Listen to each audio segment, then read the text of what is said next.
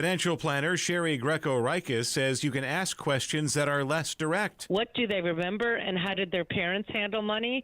And sometimes you just ask that question and things come out. I'm Rob Hart. Wesley Financial Group is not a law firm, and Chuck McDowell definitely not an attorney. This is Chuck. If someone talked you into buying something really silly and you want to get out of that silly little thing, my advice, get the facts. Call me and I'll send you our timeshare exit kit absolutely free. Inside, you'll learn how timeshare works and all your options for cancellation. Call Wesley now for your free timeshare exit information kit. 800-384-9393. That's 800-384-9393. Life takes unexpected turns, doesn't it? Divorce, the loss of a loved one, a personal injury, losing your job. Suddenly you're searching for someone new you can trust to guide you through. But what if you didn't have to start over? What if your legal team already understood you? At BPS Lawyers, we're more than just lawyers. We're a full-service law firm that's been part of this community since 1977. BPS Lawyers, your lawyers for life. Visit bpslawyers.com or call 860-CALL-BPS. Nick Painderis is responsible for the content of this ad. Do you owe $10,000 or more to the IRS like Mark? I've been doing home remodeling for 30 plus years, but the economy crashed. I wound up losing my home, losing my job, and on top of that, owing the IRS a ton of money. I owed the IRS $114,000. It really, truly was the worst part of my life. Then Mark found tax relief advocates. On news radio, I heard about TRA, and I thought, what's the worst that could happen? So I picked up the phone and I called them. When it was all said and done, TRA settled my $114,000 debt for $100, and I'm telling you, I was ecstatic, could not believe it. Would recommend TRA to anyone. If you owe 10 or even hundreds of thousands of dollars to the IRS, don't lose hope. Do what Mark did and call TRA for a consultation. But TRA did, they gave me a second chance, and I'm forever grateful. Visit TRA.com or call 800-491-9914. 800-491-9914. That's 800-491-9914. Just hearing the word IRS can make people break out in a cold sweat. No one wants to deal with the IRS, and now you don't have to. The good news is Legal Tax Defense has been successfully negotiating with the IRS for more than 15 years. It doesn't matter how much you owe, whether it's $5,000 or $5 million. You deserve the best in the business on your side, and that is Legal Tax Defense. Even if you're working with someone else and just want a second opinion, there is no cost or obligation to call. They can prevent levies, liens, wage garnishments, even file back tax returns. And the best news about Legal Tax Defense is they won't take your case unless they know they will reduce or eliminate your tax debt. Call Legal Tax Defense right now for a free no-risk consultation. 800-323-8922. 800-323-8922. You have nothing to lose but everything to gain. 800-323-8922.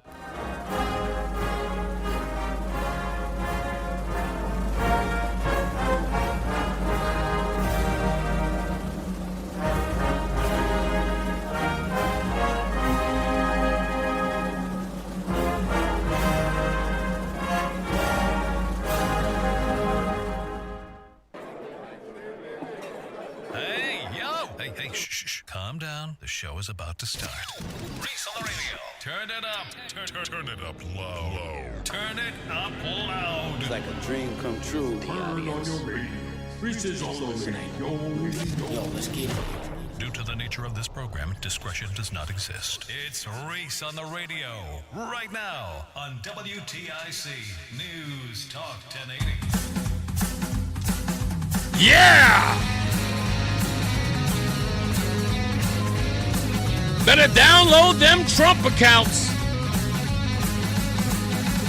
What's going on, all you scallywags, nutmeggers, conversationalists, and all you horrible, horrible haters, my favorite people.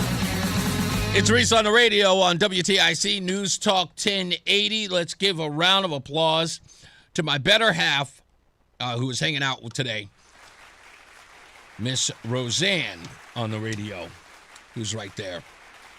We switched it up a little bit on screen so that it looks like you are looking at me and I'm looking at you now. See that? I kind of like it. Yeah, you kind of like it, right? Yeah. Yeah, you on the left, me on the right, because technically you used to be on the left. I'm really trying hard to like you today. Oh. I'm trying really hard. Yeah, it's weird. We used to have a ritual, Rozan and I, where we had a fight every Wednesday. Yeah, it seems to have morphed into any day. Migrated. Into any day. It seems like Thursdays and Fridays. Yeah, nowadays. Yeah. You were upset at me. I think I said yesterday on the show, I said, oh, we got the Red Sox playing tomorrow. They're going to preempt the show. I said, I guess we'll go get Rozan. And then when I told you, I said, hey, you want to come on the show today? You didn't realize it until this morning. No, it was at the lights. Yeah. When you're just like, at the yeah, light. we got the Red Sox on today. I was like, oh. Thanks. Makes sense. We get it.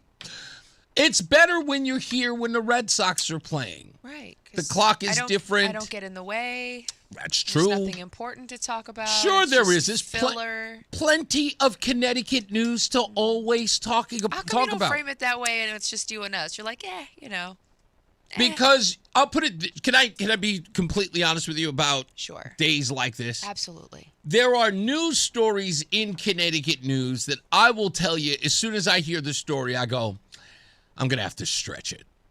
Like, I'm going to have to force this story to be interesting. Want to give an example? I'm kidding. Don't. Oh, I can give you a few.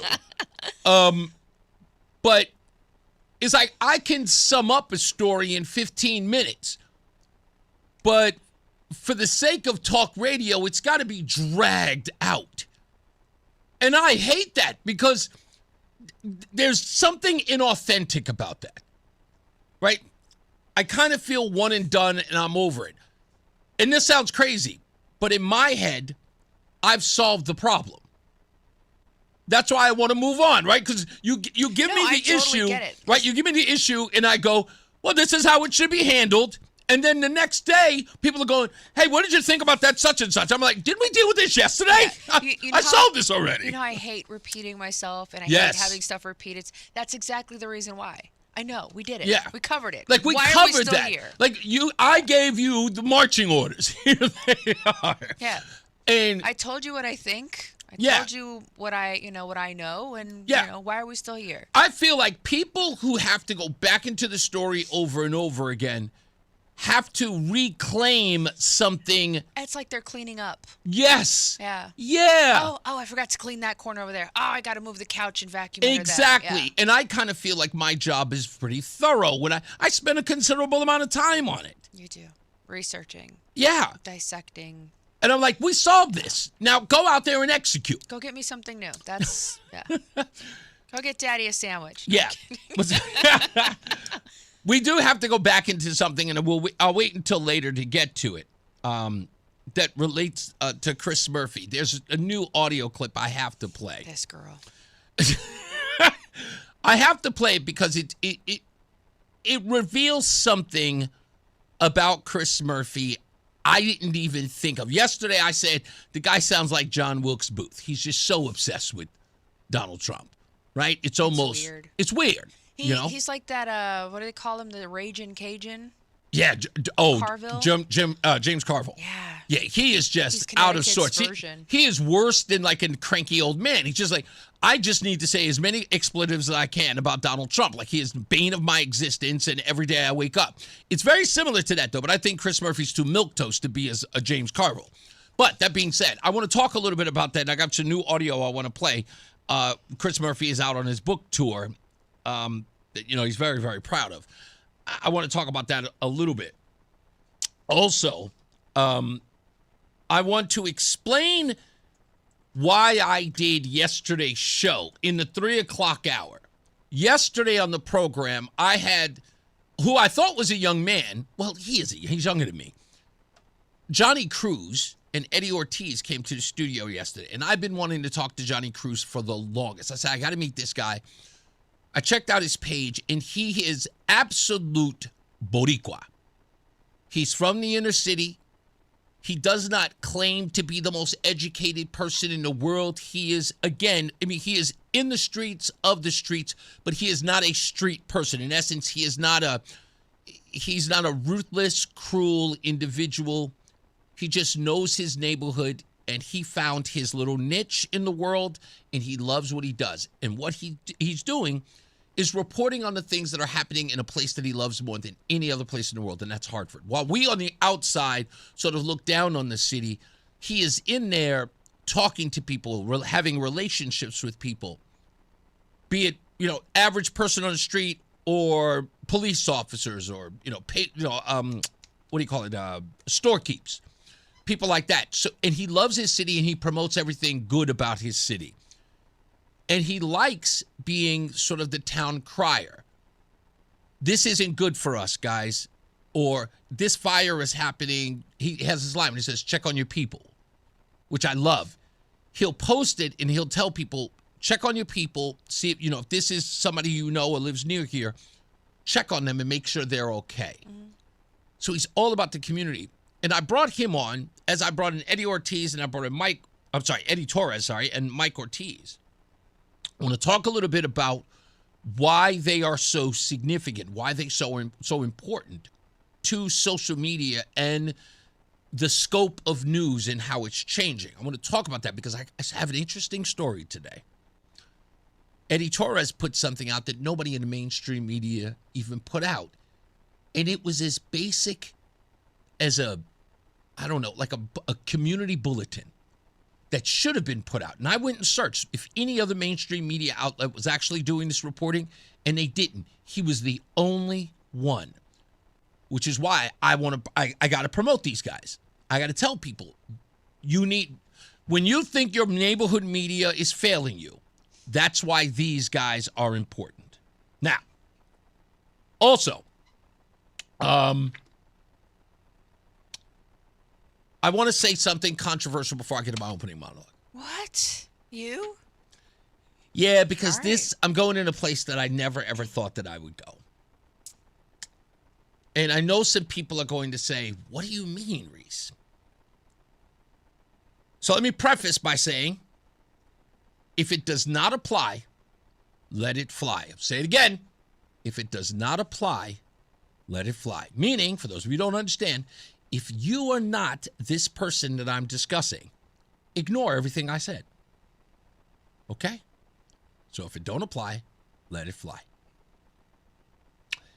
In the 4 o'clock hour, I would like to make a suggestion. Could the white women just shut up? White women, I need you to shut up. I do.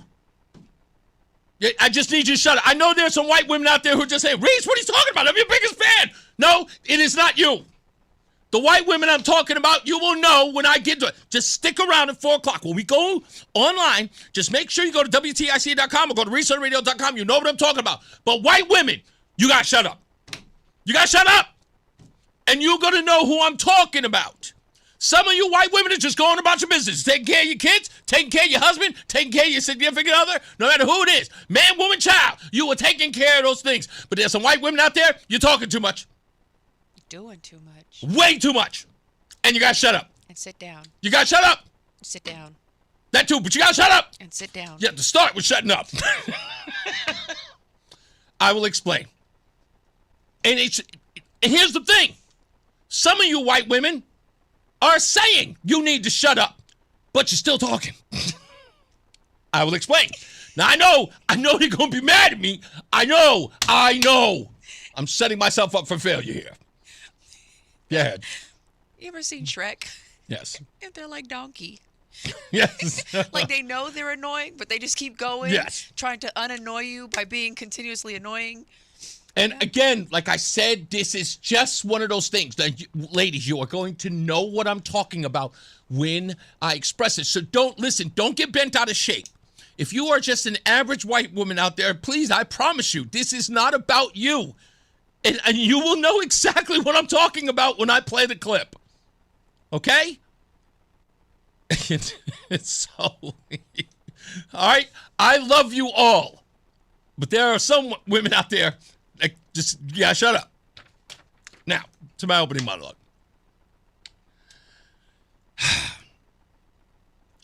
Bob Duff. I sent Adam 12 out there to talk to your people. I think they talked to one of your communications folks and asked you to call in If you can, please do. Because you have to explain something to me that I don't seem to understand. Let's deal with the first thing. Why are you biting?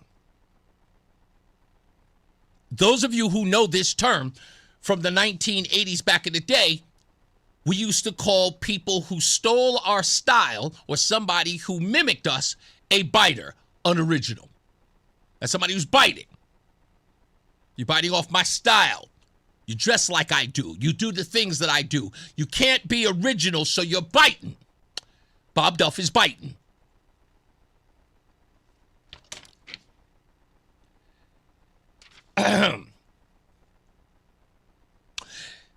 Bob Duff says that he wants to go after anyone who benefits from the $1.8 billion anti-weaponization fund with a 100% state tax if you benefit from the anti-weaponization fund. He says he's exploring every illegal angle and plans to introduce a bill when the legislature returns in 2027. His stated goal is to make sure that no one in Connecticut profits from that corruption, he calls it. He's calling the fund a slush fund, handed to the same people who beat police officers and stormed the United States Capitol. The fund was created last month as a part of a settlement in Trump's lawsuit against the IRS over illegal leaking of his tax documents. It sets aside roughly $1.776 billion from the federal judgment fund to compensate individuals and entities who say that they suffered similar lawfare and government weaponization. A 5-member panel appointed by Acting Attorney General Todd Blanche will review claims. Anyone who believes they were unfairly targeted can apply, not just the January 6 defendants. Again, not just the January 6 defendants. So if you were unjustly targeted by government and you can prove it, you should be able to get this fund. But Bob Duff, and now I just heard the governor of the state of Connecticut, Ned Lamont, is echoing this. Now, the first person to bring this to light was none other than, old Greasy, Gavin Newsom, over in California. And now Bob Duff is biting like it's his own story. No one has even mentioned that Bob Duff is just biting off of Gavin Newsom. They're making it seem like Bob Duff came up with it all by himself. Nobody thinks he's that original. But folks, what does this really say about Democrats in this state? That Bob Duff would say, I'm going to tax 100% of what you would get if you were being treated unfairly by the government. I want every bit of it if you touch this fund in the state of Connecticut. I'm going to work on legislation that tax you to the hilt. Only because the only people he sees who could possibly have been wronged by the government are people who were involved in January 6th. And this has absolutely nothing to do with it. It is anti-weaponization, which I know that Bob Duff believes happens. I know he's well aware of it. How do we know? Because Bob Duff has repeatedly supported and publicly championed lawsuits and legal challenges against the federal government for alleged wrongdoing and overreach. Those are his statements, not mine. The public health grants lawsuit, the education funding and SNAP lawsuits, ICE restrictions law and federal response. That was just in May. That's recent. Connecticut under Democrat leadership with Duff's vocal support, has joined dozens of multi-state suits against the Trump-era policies on tariffs, birthright citizenship, agency funding, mail-in voting executive orders, and more. Now, all of a sudden, he wants to tax any money you get if the government does anything wrong to you. And Ned Lamont posted today, yeah, good idea. Let's discuss. Be happy to sign it into a bill. But here's the thing.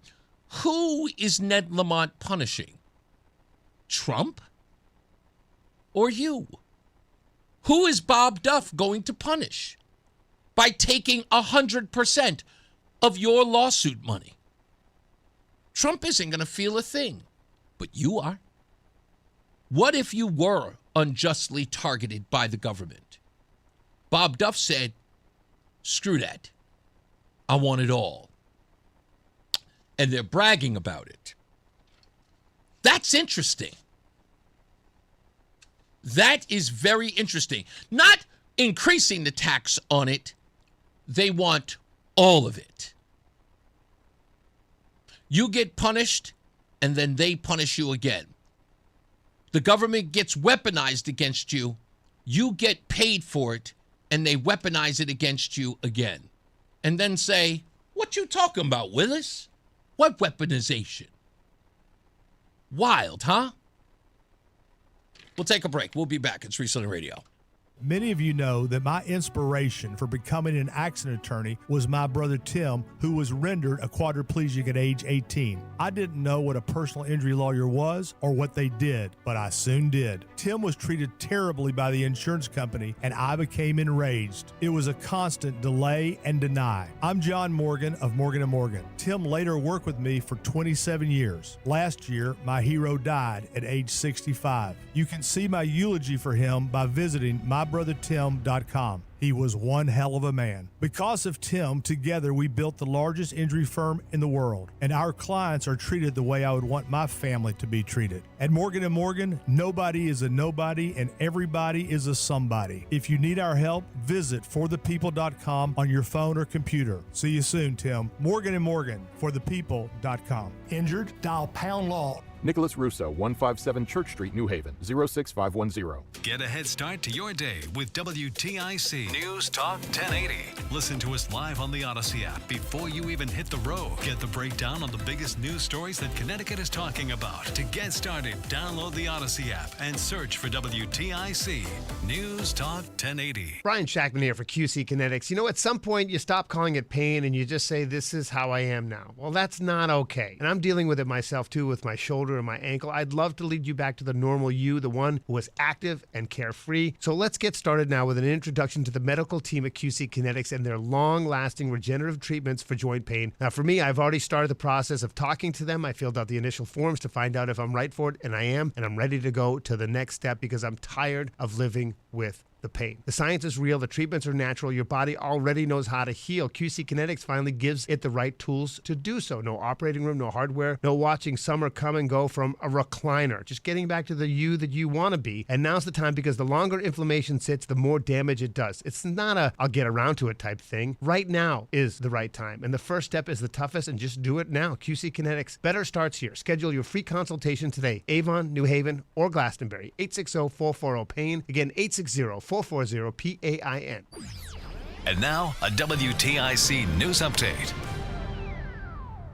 It's 2:30. Good afternoon. I'm John Silva, WTIC 1080 News. Bob Cox has the forecast details coming up. Additional charges could be forthcoming in the case against a former Avon daycare worker charged with child sex abuse. Attorneys for the alleged victims say 2 additional warrants are being signed today, and that John Carlos Barrios Otero could be arraigned next week. He's already facing multiple sexual abuse counts against children at the now shuttered Bright Path Avon daycare. 2 people under arrest. They're charged with leading police on a vehicle pursuit through multiple municipalities. This happened Tuesday. Vehicle was being pursued by Shelton police after it had struck several Milford cruisers earlier in the day. The chase wound up through Bridgeport, Stratford, Bridgeport, and ultimately wound up in Southport, where the vehicle crashed on Interstate 95. 32-year-old George Jakubowski, 32-year-old Luann Bodner, now facing multiple charges. Alders in Ansonia on Wednesday voted to bring in an outside firm to look into possible misuse of public funds. Crumby law firm They'll do the work. That's the same outfit that accused former New Britain mayor and one-time gubernatorial candidate Aaron Stewart of ringing up hundreds of thousands of dollars worth of personal charges on the city's credit card. Ansonia's mayor says they're looking at former city workers and previous administration officials. U.S. and Iran, they have reached a tentative agreement to extend the ceasefire by 60 days and launch talks into Iran's nuclear program, that according to a U.S. official familiar with the matter. And the Oklahoma City Thunder will try to punch their ticket to the NBA Finals and get rid of the San Antonio Spurs in Game 6 of the Western Conference Finals. OKC's got a 3-2 advantage against San Antonio. The winner takes on the Knicks in the NBA Finals beginning next Wednesday. WTIC News time is 2:32. Bob Cox has our forecast. Trump administration's placed additional. During the afternoon, it's partly sunny. There is the chance you could run into a shower, although many parts of the afternoon should be dry. And we'll see temperatures mostly between 70 and 75 degrees with a northwest wind at about 10 to 15 miles per hour and a few higher gusts. Tonight, a partly cloudy sky, lows between 48 and 56 by tomorrow morning. Friday looks partly sunny with highs again 70 to 75. Most of tomorrow is dry, though there could be a shower around by tomorrow evening. A few showers in the area Friday night, lows 48 to 56. Chance for a morning shower Saturday, otherwise partly sunny and breezy. And temperatures well below average, highs only in the low 60s. Sunday, we'll see a mix of sun and clouds, highs returning to the low 70s. I'm meteorologist Bob Cox in the WTIC Weather Center. Have bad teeth that need to be replaced? Don't like removable dentures? Worry no more. Come on down to Columbia Implant Center in Manchester any day of the week and ask for the All-on-4 procedure. Call us at 860-643-1898. Performance matters in intimate moments. Don't let ED ruin them. This is Dale for Northeast Men's Health, and I want to assure you that if you're like the vast majority of guys, you don't have to suffer with ED anymore. In fact, you might be pleasantly surprised at how the right treatments could positively impact your love life. At Northeast Men's Health, our advanced medical therapies go far beyond pills. We have treatments that are effective in well over 90% of cases, and we offer specific and combination therapies that can dramatically enhance both your performance and your stamina. You can even last up to an hour or more and bring a far greater level of intimacy to both you and to the one you love, perhaps performing like you haven't in years. So call us today and find out why our advanced treatment strategies offer so much more. Your first visit is just $99 and gets you blood work, a medical consult, and if medically advised, a test dose. And if that test dose doesn't work in the office, your visit is free. Call 800-930-5956 or go to northeastmenshealth.com. That's northeastmenshealth.com. Northeast Men's Health, advanced medical science to empower male performance. Hi, I'm Joe with SimpleSaleUSA.com, and I buy houses cash. If you own a house and want to sell it fast at a fair price, call me at 203-896-4000. I can pay cash and close in as little as 7 days. I buy houses in any condition, any price range, and more importantly, anywhere in Connecticut. I'm a private real estate investor who buys several houses a month, and I want to buy more. I buy inherited houses, divorce houses, behind in payment houses. I even buy my tenant won't pay me the rent houses. Do you own a house that is trash and needs thousands of dollars in repairs? Great, because I love buying junk houses. I buy vacant houses, abandoned houses, condemned houses, and even foreclosure houses. If you own a house and want to sell it fast, call me at 203-896-4000. That's 203-896-4000. 203-896-4000. Attention. Have you racked up $10,000 or more in credit card debt? Are you barely getting by making minimum payments? With credit card debt reaching all-time highs, National Debt Relief is notifying consumers about significant debt relief options currently being made available to help those with overwhelming credit card debt. These options may reduce a large portion of credit card debt for those who qualify. You don't need to declare bankruptcy or take out a consolidation loan, and you may only have to pay back a fraction of what you owe, even if you have bad credit. National Debt Relief has already reduced the credit card debt for more than 550,000 consumers, so don't wait. If you owe $10,000, $20,000, or even $100,000 in credit card debt, you can now take advantage of this financial debt relief as the cost of living continues to skyrocket. To check what debt reduction you may qualify for, call 800-358-6868. That's 800-358-6868. Again, 800-358-6868.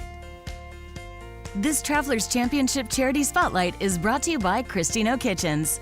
Discover the heart behind the Travelers Championship, a PGA Tour event with a mission to make a difference. The Travelers Championship supports hundreds of nonprofit organizations, including the Angela Marotta Eno Foundation.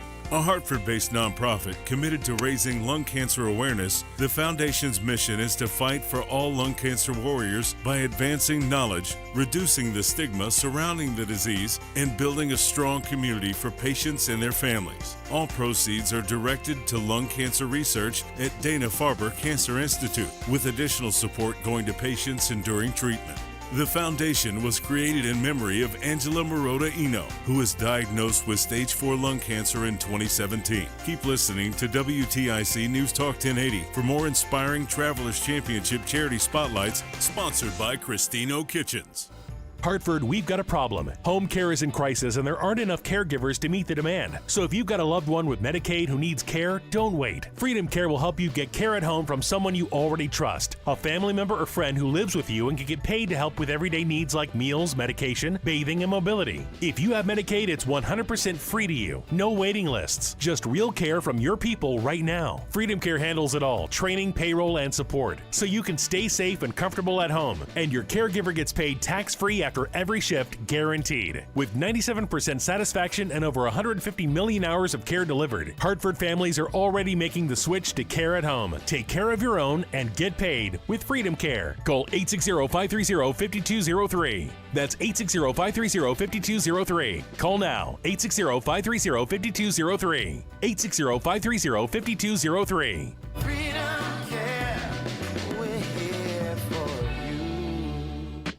Fan of WTIC? Then do us a favor. Download the free Odyssey app and favorite WTIC. All right, we're back. Reese on the radio. Rozan on the radio is here. Rozan is doing some research. We've got to talk about the civil rights organization known as the National Association for the Advancement of Coloreds.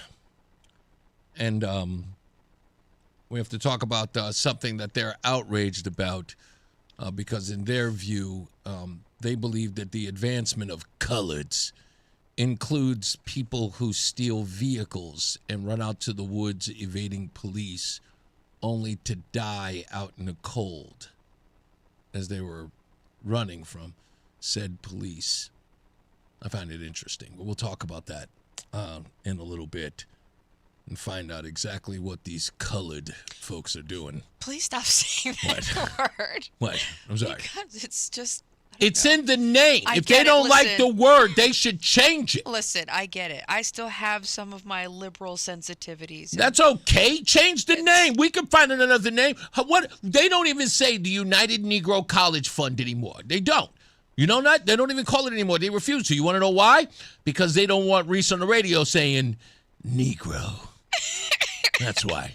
Because it bothers. I think it's now the BLM College Fund. Right, whatever it is. Or the BLM.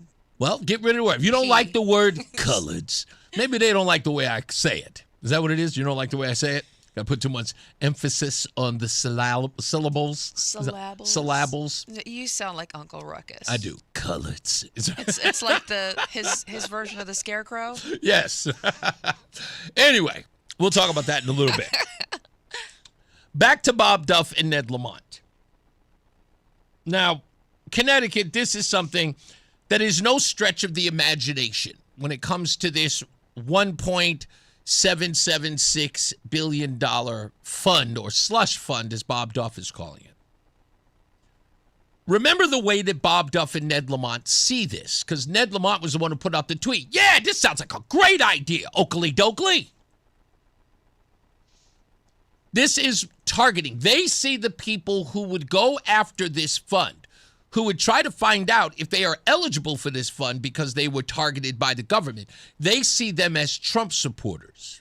That's what Bob Duff does. Ask him. Why would he tax them? Why would he want $1 billion?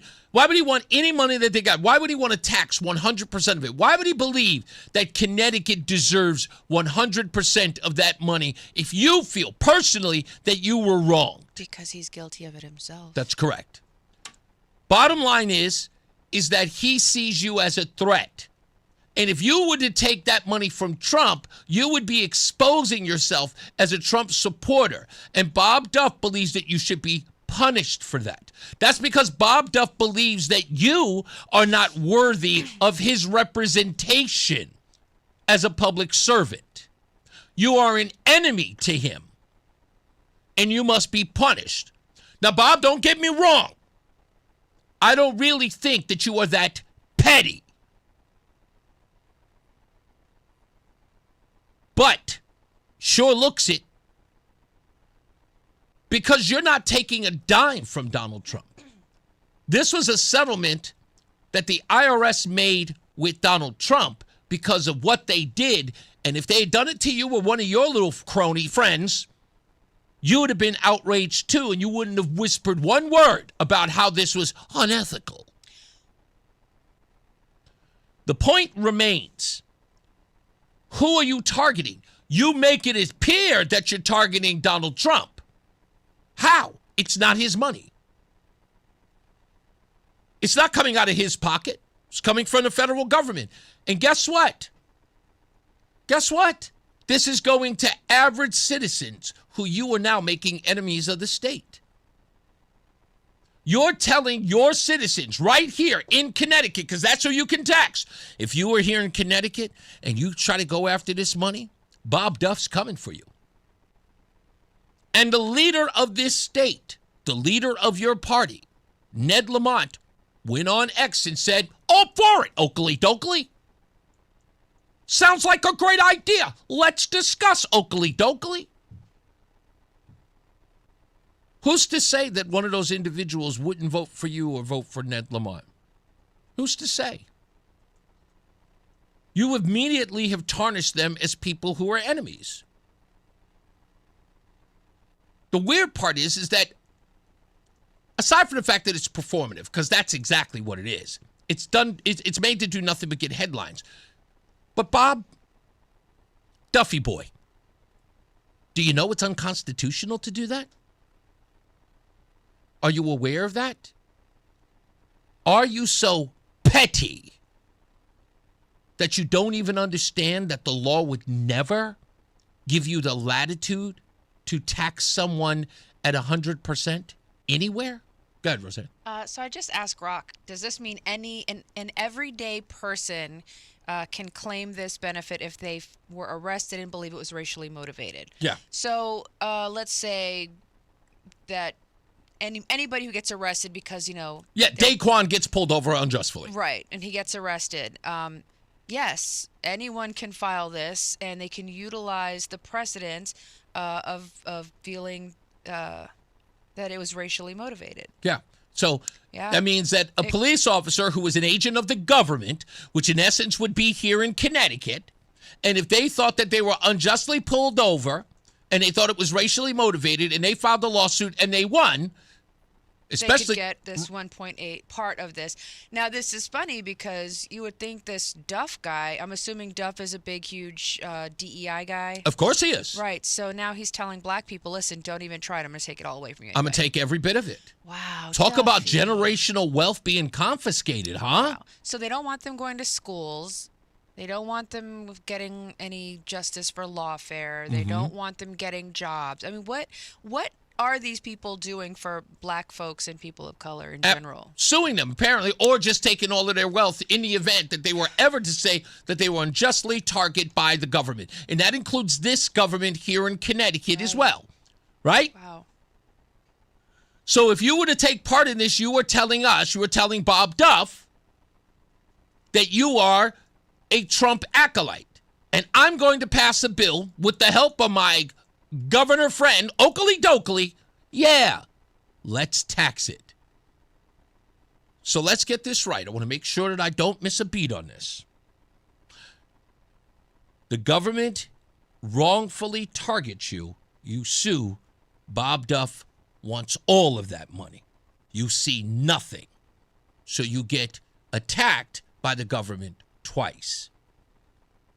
Republicans suggest that we should at least follow the president's idea in the big, beautiful bill and not tax people on tips and overtime.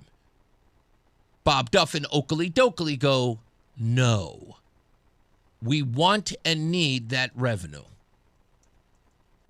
They also take $550 million that they taxed you at 1% every time you had a meal and took that money and gave back to the restaurants $2 million after getting $550 million from them. That's the government of Connecticut, the supermajority, the Democrat Party. That's what they are online boasting that they will do.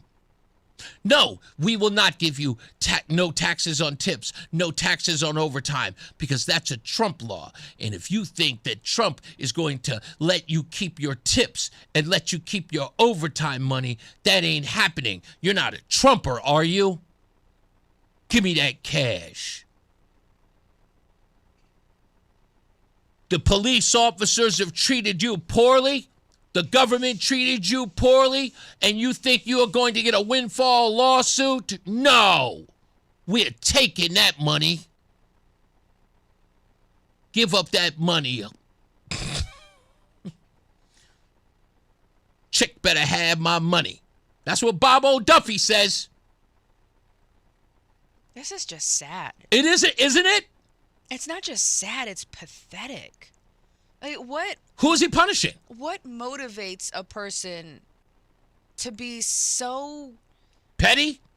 No, you know what I think it is? I think it is just, it's severe TDS. It's so bad that rather than seeing other people benefit or be happy, he's got to destroy their happiness, particularly if it's in any way connected to the possibility that at one point it somehow managed to touch the air that Donald Trump once breathed.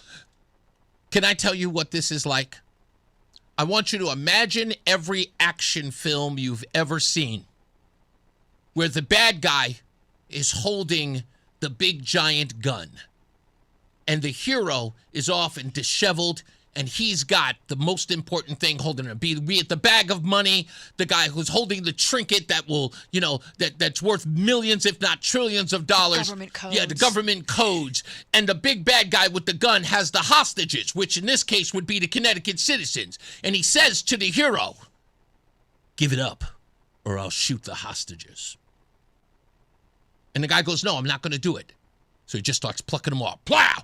Which one? Soon we'll find the one you care about.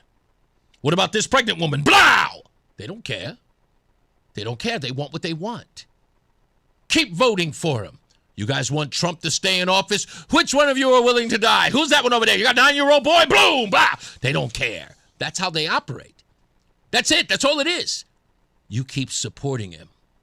You keep saying that you're MAGA. We'll find a way to make you pay. That's a good analogy. That's what Bob Duff and Oakley Dokley just said.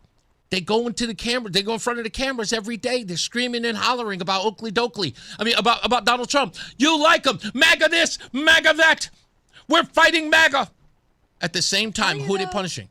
Are they fighting MAGA? Yeah, they say that we're fighting MAGA. And again, if you turn around and you say that I'm a MAGA person, they go, oh, you're a horrible person. Mm-hmm. Right, like I was called a racist last weekend. Exactly. Trump comes up, think about how crazy this is, right?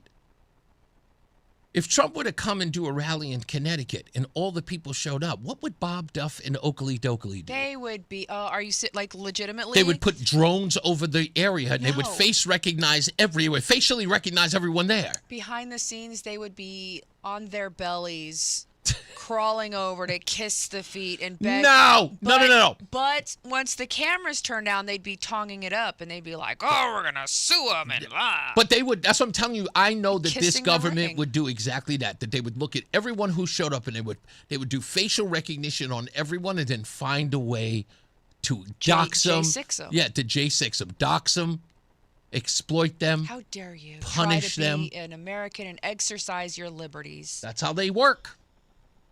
Let's take a break. We'll come back. More news, more views, and we'll set up the rest of the show when we return. It's Reese on the radio. Patrick was way behind on his IRS taxes. I was in way over my head. The total amount ended up being somewhere just over $30,000. $30,000. Then the IRS came to collect. Started getting letter after letter. A lien had been filed against me. They were going to basically hang me completely out to dry. He had to do something. That's when I reached out to Optima Tax Relief. Patrick's life quickly got a lot easier. It was very easy, pretty much hands off. They picked up the ball and ran with it. And how'd it go? I couldn't believe it. I had to ask 2 or 3 times. I saved an incredible amount of money. How does Patrick feel about Optima? Couldn't be happier. They definitely helped me. Optima Tax Relief, the best place to call. They're the best in the business. Do what Patrick did and call Optima Tax Relief for a free consultation. Call 800-354-2840. 800-354-2840. 800-354-2840. Optima Tax Relief.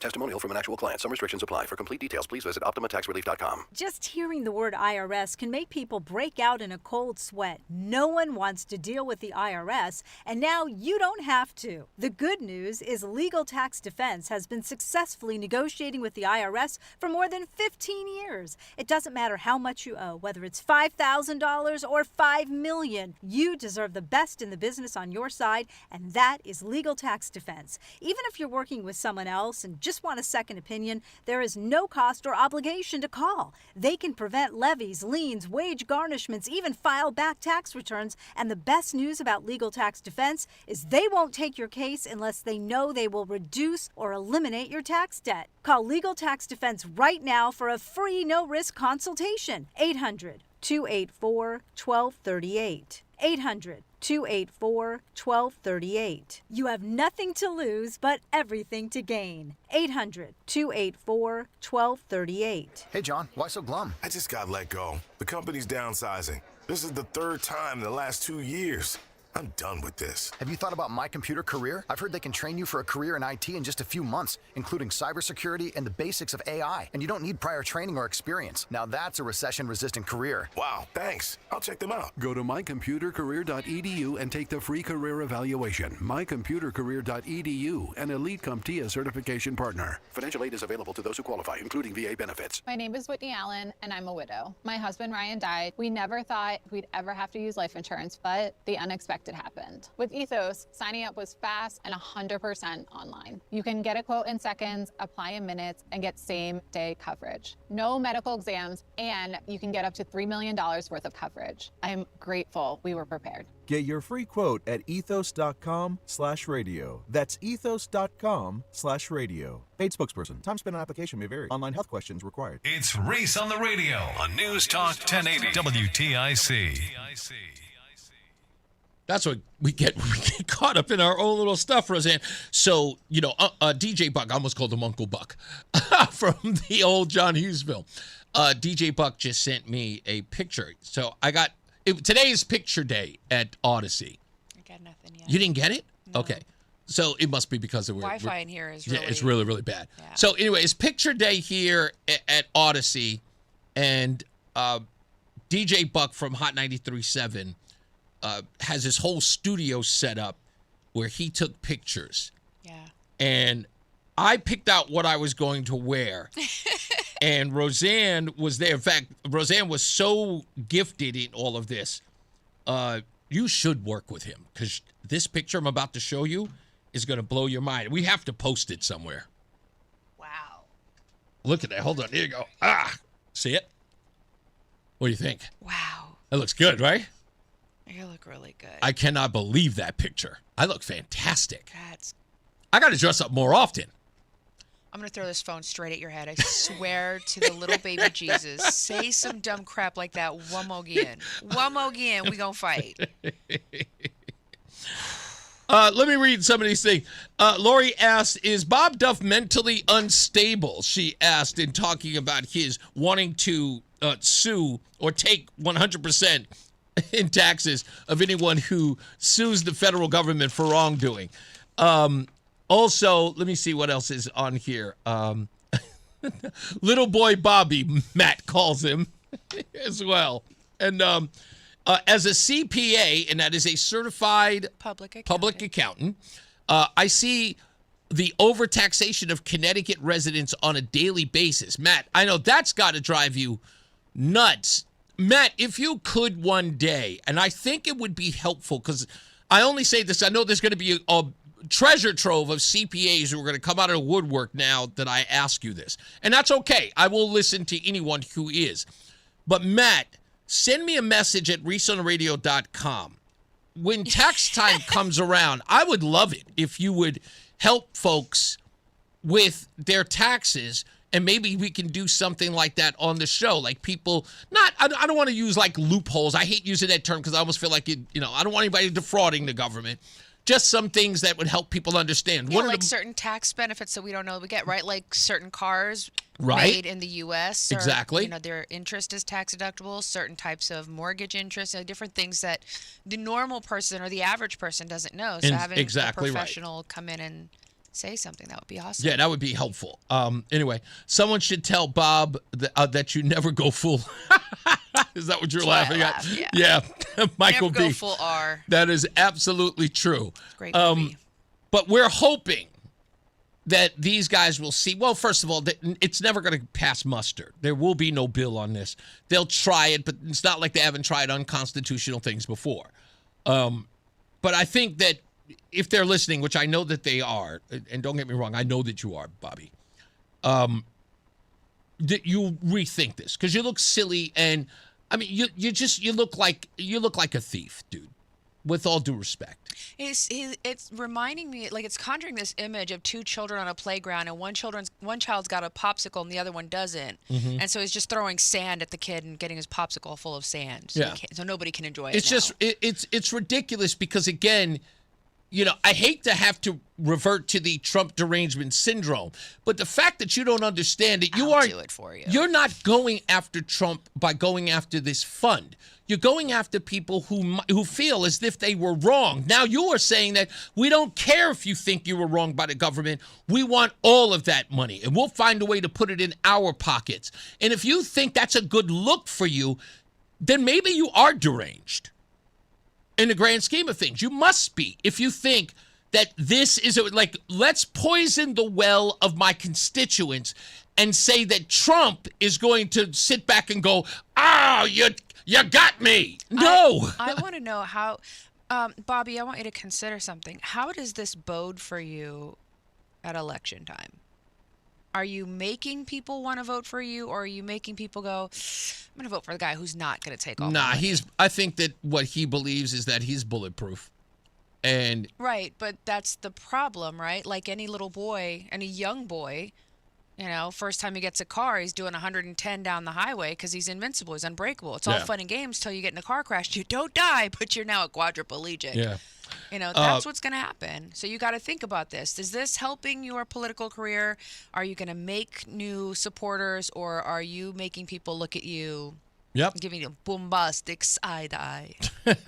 Crystal makes a good point. She goes, nobody wants to hear 100% tax on anything, regardless of where the money's coming from. And it is. It's an overreach. And he should know better. But I think, again, this is part of the derangement. Trump's doing it. Let's hurt the people. Did you guys know that Trump is breathing oxygen? You should all stop. Let's take the oxygen away. Just stop. That'll get him. If you really want to make Donald Trump, you really want to show him, stop breathing oxygen. All right, let's take a break. Top of the news is coming up, and we'll return. John Silver's got that news. And in 307, why the streets of Hartford, Johnny Cruz, and Mike Ortiz are so important when we return. This is WTIC News Talk 1080 with Brian and Company in the morning, Reese on the radio in the afternoon, and news around the clock. WTIC and WTIC FM HD2 Hartford and Odyssey Station. It's 3 o'clock, Hartford, temperature 71 degrees. Good afternoon. I'm John Silva, WTIC 1080 News. Mix of clouds and sun, maybe a shower passes through. We'll keep highs in the 70s today. We'll have all the forecast details coming up. Additional charges could be forthcoming. An alleged sexual abuse that occurred at a now shuttered Avon daycare. I believe this would be the 7th and the 8th victims, which Mr. Barrios Otero would have been brought up on charges for. John Carlos Barrios Otero, accused of abusing children between the ages of 3 and 5 years at Bright Path Avon. Eric Schoenberg is an attorney for some of the alleged victims. He says civil suits are also in the works. 4 civil cases are already pending. 2 from my office and 2 from other offices. We will be filing additional civil cases likely within the next few weeks. Barrios Otero, a former employee at Bright Path, could be arraigned on the new charges next week, says Schoenberg. There's a meeting of the Connecticut Board of Regents for Higher Education today. Students, faculty, and staff, like Central Connecticut State University sociology professor John O'Connor, blasted the system over recent spending and sexual harassment scandals, as well as high-profile departures. Our system is a fabulous disaster. We are the laughingstock of the state. He also said, we have it all: scandal, harassment, mismanagement, community college consolidation, a close call on direct dealing, legislative silliness, and more educational gimmicks than you could possibly shake a stick at. Interim board chair Ari Santiago says he's committing to securing a deal with a third-party firm to investigate allegations against the system. He expects an initial report to be due by June 30th. A final report will be made public when available. U.S. and Iranian negotiators have reached a tentative agreement to extend the ceasefire by 60 days and launch talks on Iran's nuclear program. That, according to a U.S. official familiar with the matter. President Trump still needs to sign off on the emerging memorandum of understanding. Iran did not immediately confirm any deal with the United States. Global home products giant Unilever will be building a new $270 million global innovation center in New Haven. It'll open in 2029, replacing the company's longtime research and development facility in Trumbull. New Haven Mayor Justin Elicker says the Elm City is hopping and that Unilever project fits right in. 300 approximately good-paying jobs, long-term economic opportunity and mobility for our residents and our businesses. The location will be a leading hub for research and development for its personal care, beauty, well-being businesses in the U.S. and globally. Unilever says New Haven is an important hub of research talent. Its new location is on Church Street, right near the Yale School of Medicine. WTIC News time is 3:03 from the WTIC 24-hour traffic network. We should be wrapping up the road work within the next hour or so. Still a couple of projects underway in Manchester, east and westbound sides of 384, eastbound between 4 and 5, and westbound between 1B and 1A. We've got work also happening in New Haven on the northbound side of 91 between exits 8 and 9. Various lane closures with that project. And also one vehicle crash down in New Haven as well, 95 northbound in the area of exits 48 and 50. That has the right lane closed. Let's check the WTIC Weather Center forecast. Cooler weather has returned to the area. It's going to stay cool for the next few days and nights. Breezy for the rest of this afternoon with intervals of clouds and sun along with a passing shower or two, high 73. Breezy as we begin this evening. Otherwise partly cloudy tonight and cooler, low 52. Tomorrow, sunshine to start. Mix of clouds and sun tomorrow afternoon. Somewhat breezy, high 74. Breezy at times tomorrow night and cool. Some cloudiness with a couple of showers at a low down to 49. Still could be a couple of showers in the area Saturday morning.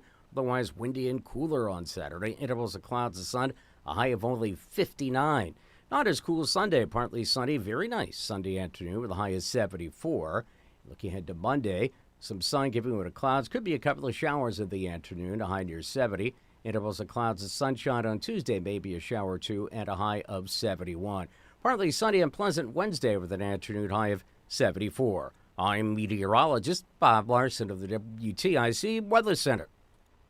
Dow's down 38, NASDAQ's up 233, and the S&P is up 40. Matinee baseball on the radio this afternoon. First pitch is 4:10 as the Red Sox and the Braves finish up their series at Fenway. We'll have regular programming on WTIC.com and the Odyssey app. For these stories and more, go to WTIC.com. I'm John Silva, WTIC 1080 News. I met my wife in law school at the University of Florida.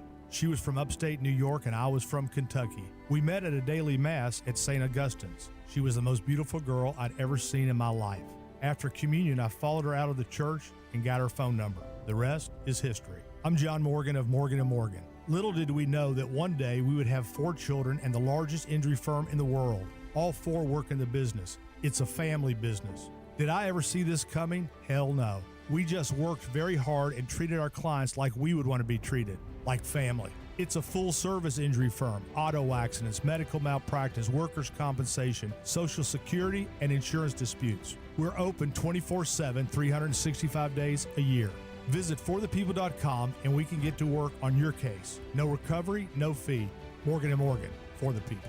Injured? Dial pound law. Nicholas Russo, 157 Church Street, New Haven, 06510. Coverage varies by plan. View contracts and exclusions at endurancewarranty.com. Auto repair bills are through the roof. $3,000 to replace the transmission, $4,000 for a blown engine. And if your manufacturer's warranty is expired, you'll have to cover it all out of pocket. You need an Endurance Auto Protection Plan. No matter what the mileage, if your car is under 20 years old, Endurance can get you covered on the engine, electrical system, transmission, AC, drivetrain, and more. Endurance has plans for any budget. Repairs can be done at the certified mechanic of your choice, and they're paid directly with no middleman. Plans cover 24/7 roadside assistance, towing, battery jumps, fuel deliveries, tire changes, lockout services, and a 30-day money-back guarantee. Act now and get our elite benefits, including complete tire care and key fob replacement. A $2,000 value at no extra cost. With Endurance, you could never pay for covered auto repairs again, so call now for your free quote. Call 800-253-6203. 800-253-6203. 800-253-6203.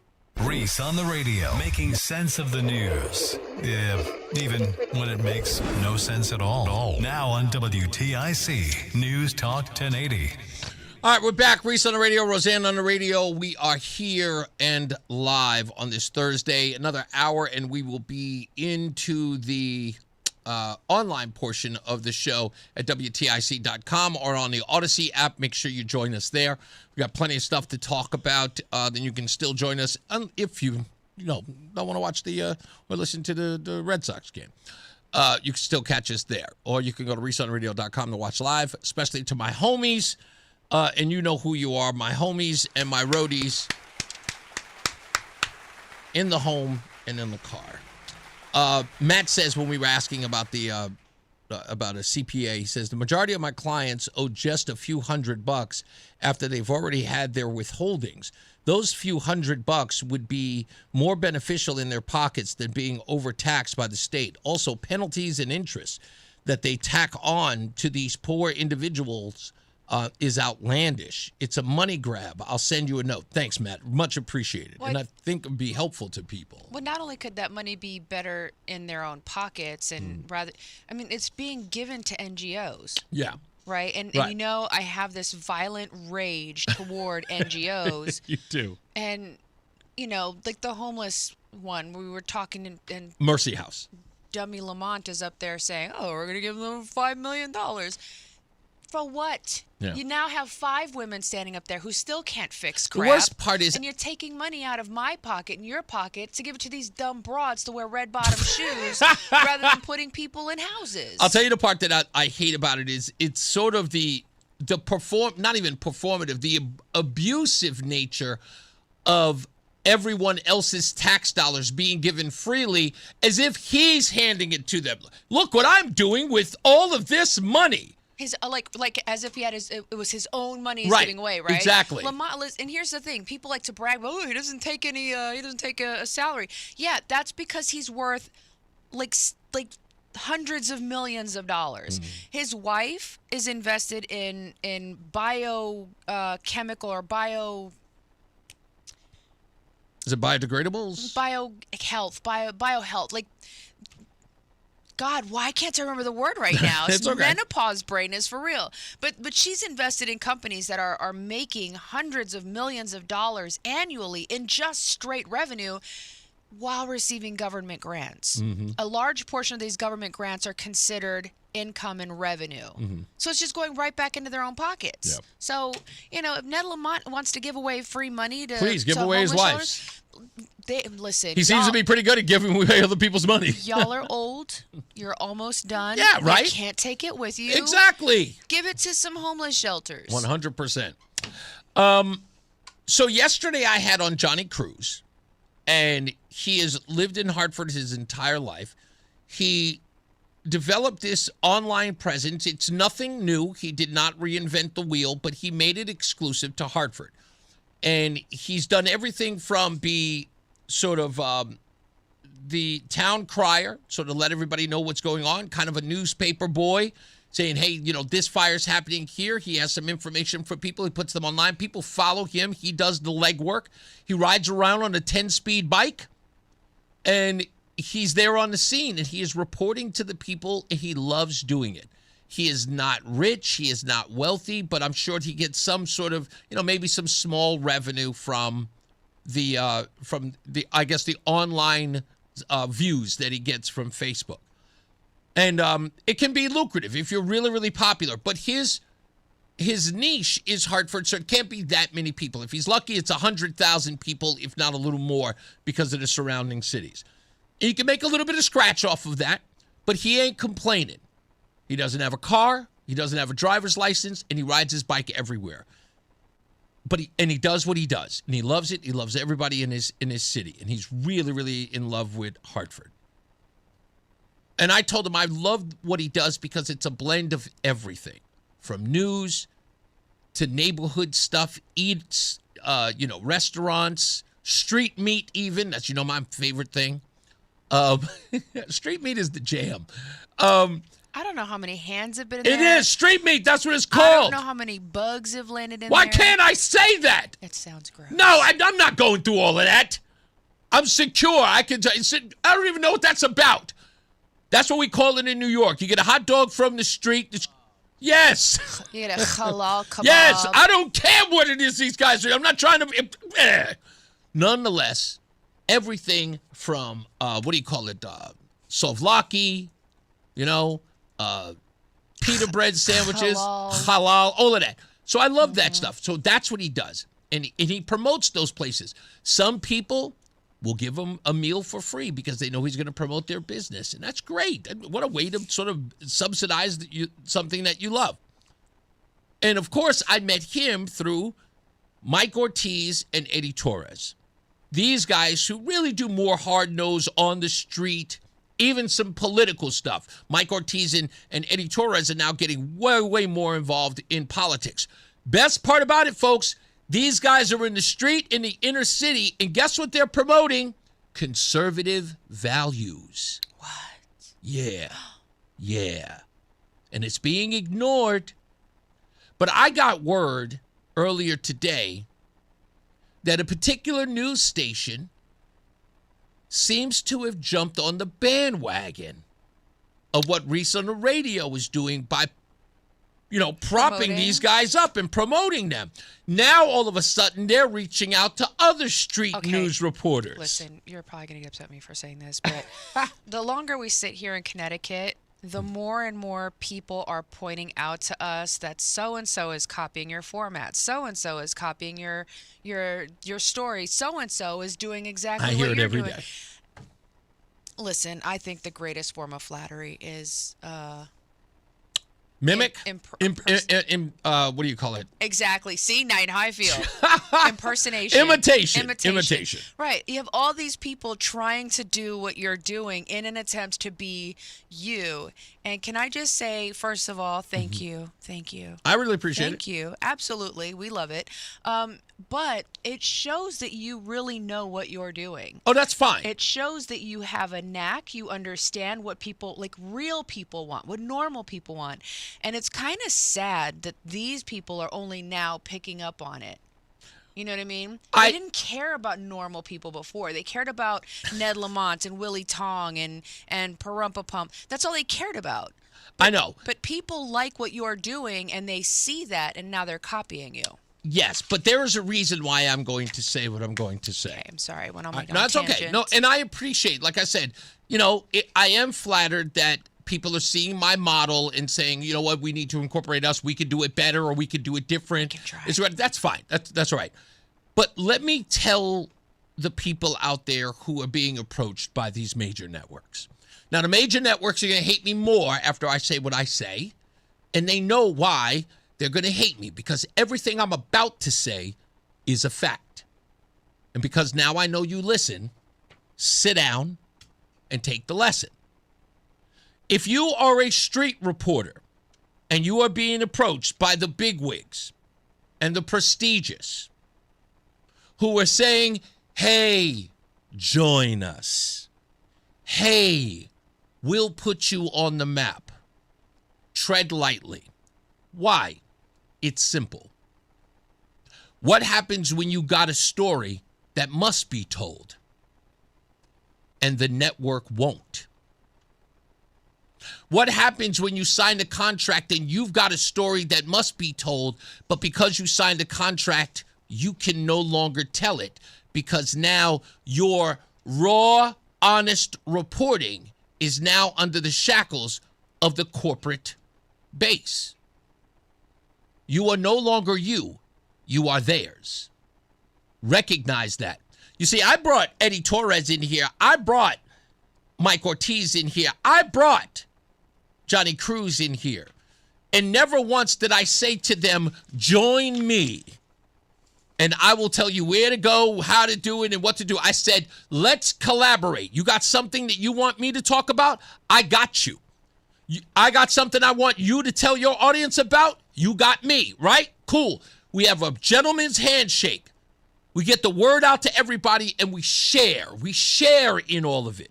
Just like Johnny Cruz did with Eddie Torres. Just like Mike Ortiz did with Eddie Torres. They all said, we could all get a piece of this. DM Livingston in Waterbury at the Waterbury Times. Same deal. I got no beef with anybody. We're all doing the same thing because we're getting the word out to the people, because their integrity to the people is the most important thing. But once you get under the shackles, and that's what it will be, that corporate structure, ask yourself this question when you're out there. And again, networks, tell me I'm lying. Why are so many people leaving your product today? Why are so many people fed up with your business model today?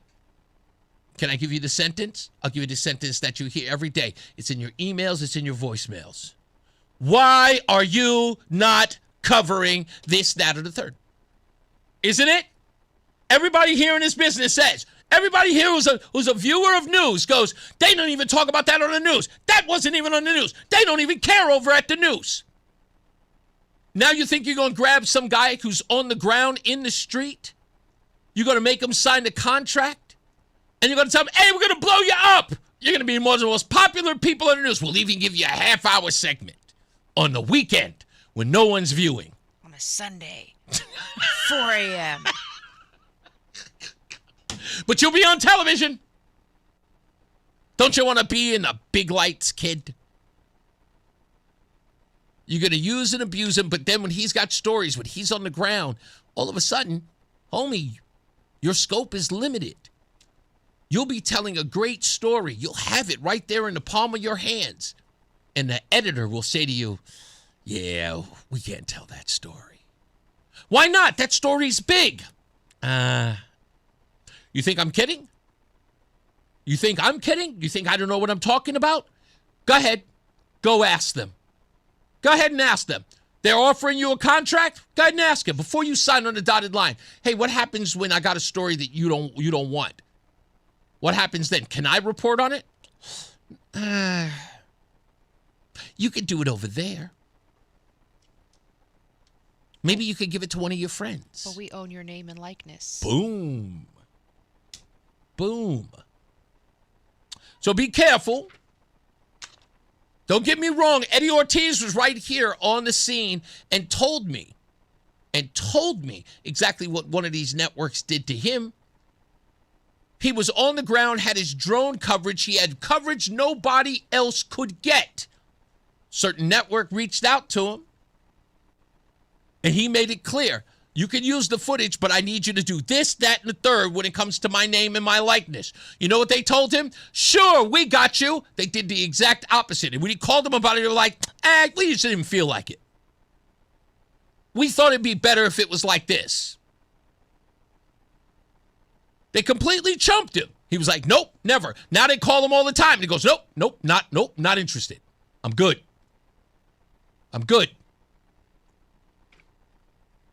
Now, why am I saying all of this?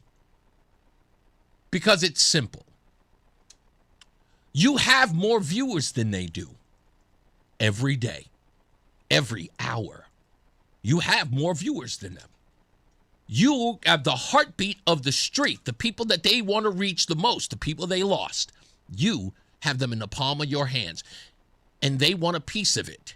And they want to shut you up. That's exactly what I was going to say.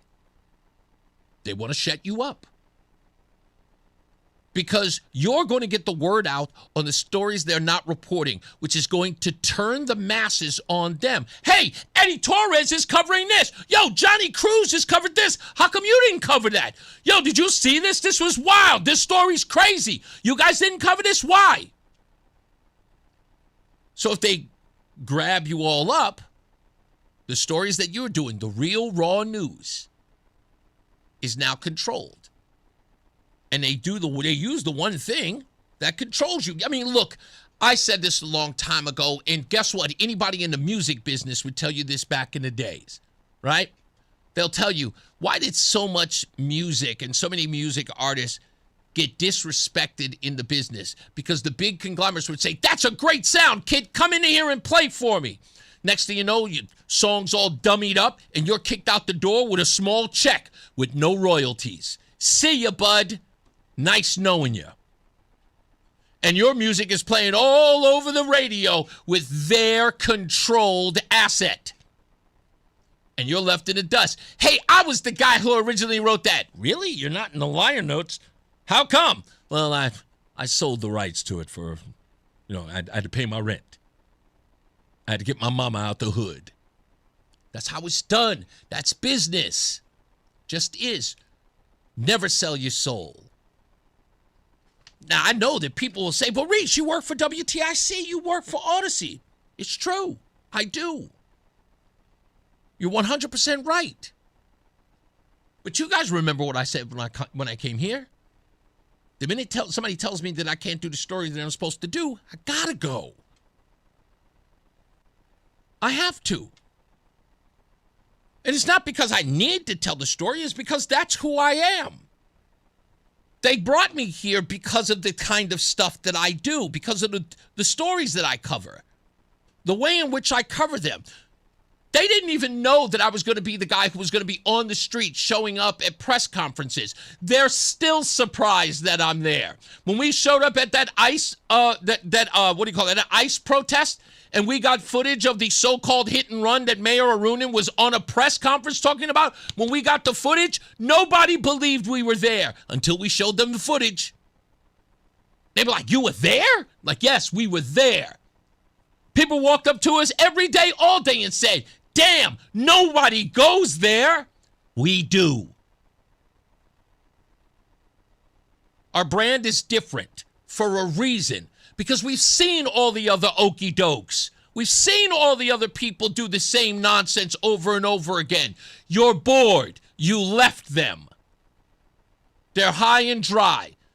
And you guys on the streets who are doing this stuff, listen, I'm not trying to be better than those folks. I respect you. I would never compromise your principle by saying, join me, and I'll tell you how it's really done. You've already figured it out. What I want to do is tap into what you're doing, and I want to expose to everyone else what you're doing and why you're doing it and why it's important and why it's relevant. And instead of people complaining about what the mainstream media is supposed to do, find the alternative. I am giving them another channel to turn to. Yours. They're trying to shut your channel down. And if any one of them thinks I'm lying, prove it. Prove it. Give one of these boys a contract and tell them, go do your thing. Your stories will show up on our network. We will never edit what you do. We will never hide the truth from the people. You really want their audience? Because the only thing you're going to do to them is when you're done with them, when no one's watching them, or people are saying, that dude's sold out, yo. And he's washed up. He can't go back to the street anymore. He pulled the Jackie Robinson. Sorry. I'm just calling it like I see it. That's how that works, man. That's how it works. Don't join the other side, folks. Don't do it. Don't do it. Not until you own what you own. You understand what I'm saying? Own what you own. And I'll tell you, and I'll go back to a conversation I had with Reggie at Hot 93.7 yesterday. There are two people in the music business I cannot stand, but they're business savvy I respect more than anything, and that's Ludacris and Master P. Now, I'll admit, Ludacris's music is far better than Master P's was. Master P's music was straight garbaggio. It's just garbage. It was, all of it. Just straight garbage. But when those guys walked into a record company and said, hey, do you like my music? The record company said, nah, no, not interested, not our kind, blah, blah, blah, blah, blah, left it alone. What did these guys do? They sold their music out the trunk of a car, much like Eddie Torres, Johnny Cruz, and Mike Ortiz. They're selling their news out of the trunk of their car. And as they start to grow and more people start to tune into them to get their news and get their information, they grow. And then finally the guys in corporate go, do you see what those guys are doing on the street? They're selling like hotcakes. We need a piece of that. But the more that they sell, see, when Master P got called in by the record executives, guess what he said? I want this, that, and the third. Why? Because he proved himself on the street and they had to give him everything he wanted. But these folks will get you while you're hot and tell you what you can't do. When you go into that contract, you tell them exactly what you want and what you better get. And if they say no, walk. Walk. Own what you own.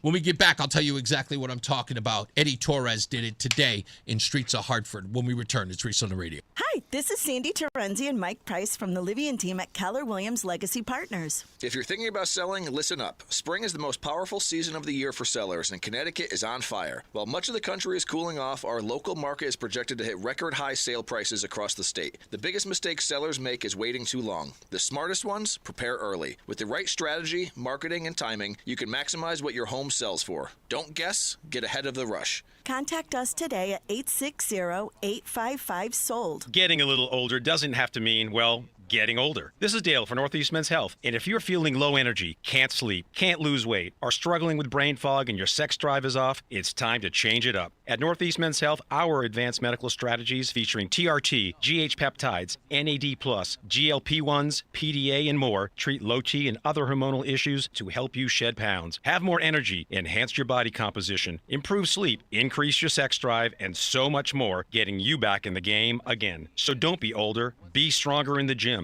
Be sharper at work, be better in the bedroom, and be more confident in every part of your life. So call us today and find out how our advanced treatment strategies could change the game for you. Your first visit is just $99 and includes blood work and a medical consult. And if you start on one of our advanced treatment plans on the day of your appointment, your visit is free. Call 800-930-5956 or go to northeastmenshealth.com. Featured therapies are compounded and have not been evaluated nor approved by the FDA. Provider prescription required. See website for details. I know that hiring can be challenging. You sort through tons of resumes and you get too many so-so applicants. You're just waiting for someone to match your role perfectly.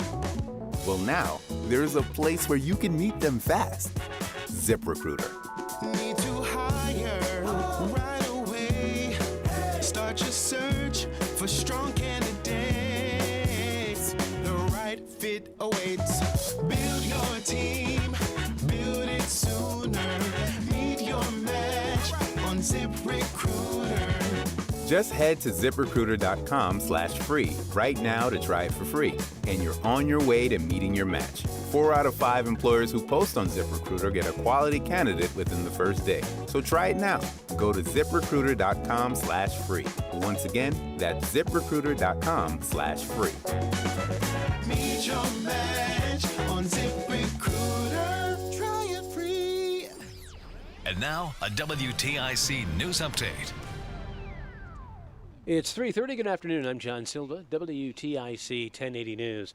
Additional arrest warrants are being prepared and filed against the suspect in a series of child sex abuse incidents at a now former Avon daycare center. Giancarlos Barrios Otero is facing 6 counts already at the former Bright Path Avon daycare. 2 people facing charges. They led police from multiple jurisdictions on a pursuit.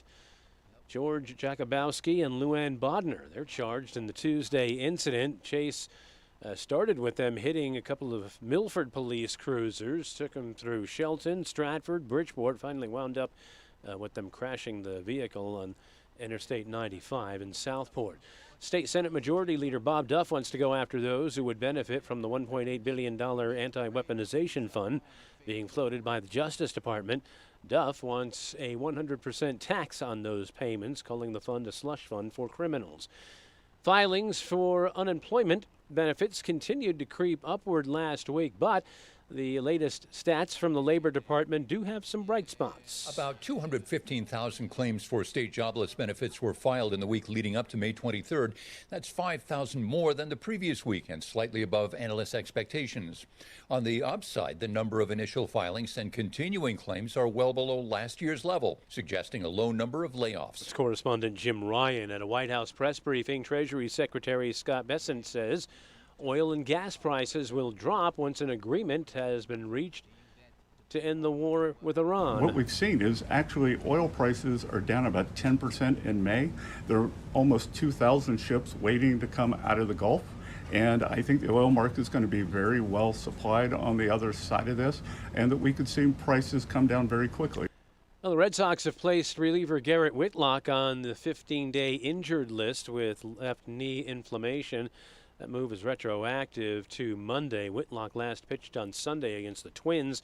The righty told reporters Wednesday that his landing leg, that is, slipped during his first warm-up pitch of the outing, resulting in a hyperextension. Red Sox take on the Braves at 4:10 here on TIC to wrap up a 3-game series. Let's check the WTIC Weather Center forecast. Breezy the remainder of this afternoon, and much cooler than yesterday with intervals of clouds and sunshine. There'll be a brief shower or two to the area, high 73. Partly cloudy and cooler tonight, still somewhat breezy early at night, low 52. Sunshine mixing with clouds tomorrow, high 74. Breezy and cool tomorrow night with a couple of showers, low 49. Could be a couple of showers early Saturday. Partly sunny Saturday afternoon, breezy and unseasonably cool, high 59. I'm Bob Larson of the WTIC Weather Center. Dow's up 10 points. NASDAQ's ahead 247, and the S&P is up 45. For these stories and more, go to WTIC.com. I'm John Silva, WTIC 1080 News. Hey, if you're looking for a reliable car that won't break the bank, Mitchell Auto Group has Mitchell Select, an exclusive lineup of affordable pre-owned vehicles, each car carefully inspected with a 150-point check and comes with a 12-month warranty so you can drive with confidence. Sedans, SUVs, whatever it is, Mitchell Select has options for everybody. Go to MitchellAutoGroup.com, browse the inventory today. Mitchell Auto Group, delivering quality and value, and always, people, drive safely. Time now for today's Spotlight on Tech, sponsored by Red Pocket Mobile. Reddit is punching above its weight class in social media. Industry researcher Sensor Tower reports that Reddit had the highest growth rate for user-generated revenue in the first quarter, up 61% year over year, compared to Meta in second place on 30% growth. Reddit has an estimated 765 million global users, compared to Meta's social media platforms topping 3.5 billion. I'm Jason Brooks. Chuck McDowell here with Red Pocket Mobile. Ever sign up for one of those too good to be true phone deals? 1 minute you're feeling great, then suddenly you're paying over $1,000 a year. Crazy, right? You know who else thinks that's crazy? Red Pocket Mobile. Right now at Red Pocket, new and existing customers adding a line can get our premium 5G plan for just $5 a month. That's only $60 a year. And choose from all 3 major 5G networks with one locked-in low price at redpocket.com. Redpocket.com. Lemonade! Fresh squeezed lemonade! Lemonade?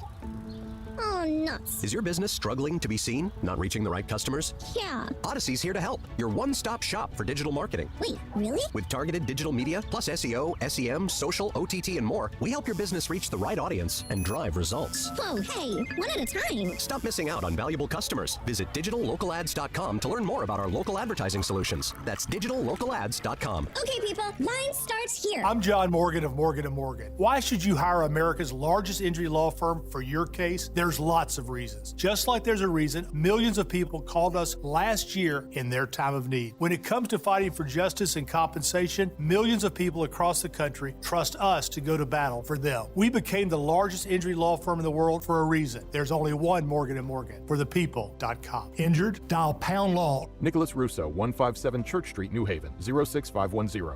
Hair Volume from New Nordic will make your hair look thick and healthy. Available as a tablet or delicious gummy. Hair Volume is available online at Amazon and at newnordicusa.com or in the hair care aisle at your local CVS. New treatments for joint pain are here.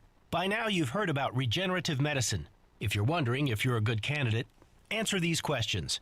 First, does chronic pain in your knees, hips, shoulders, or other joints keep you from doing the things you enjoy? Golfing, jogging, time with the family. Does it hurt doing the things you need to do? Like getting out of bed, sleeping, working, and walking. And finally, do you want to avoid surgery and all of the pain, long recovery, and uncertainty that comes with it?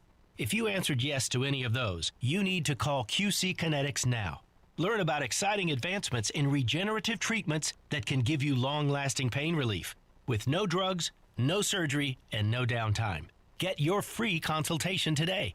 Call QC Kinetics. That's QC Kinetics. Here's the phone number. Call now, 860-440-PAIN. That's 860-440-PAIN. QC Kinetics, 860-440-PAIN. Hi, Dave Berger from Modern Plumbing Supply. Being a family-owned business for over 90 years, Modern Plumbing Supply has been serving our customers proudly in a way only a family-owned business does. We're always there for you with premier quality products, great service, great prices, and with a knowledgeable sales staff second to none. A name you can rely on, Modern Plumbing Supply, a family-owned business on the Berlin Turnpike in Berlin, open 6 days a week. Great design with you in mind, Modern Plumbing Supply. Carpal tunnel syndrome, heart failure that doesn't improve with common medicines. These are some signs and symptoms associated with ATTR-CM, or the cardiomyopathy of ATTR amyloidosis, a serious heart condition with symptoms that get worse over time. Amvuttra, vutrisiran, is a prescription medicine given by a healthcare provider that treats ATTR-CM in adults to reduce heart-related death, hospital stays, and urgent visits. In a clinical study, Amvuttra was proven to help people live longer and have fewer heart-related hospital stays and urgent visits over 3 years compared to placebo. Amvuttra lowers the amount of vitamin A in your blood, which can affect vision. Other side effects include pain in the arms or legs, pain in the joints, and shortness of breath. These are not all the possible side effects of Amvuttra. For prescribing information, call 1-833-256-2748 or learn more at amvuttra.com. Ask your doctor about Amvuttra for ATTR-CM. Spider-Man, Spider-Man. Hey, he's your friendly neighborhood Reese on the radio. Right now on News Talk 1080 WTIC. Color.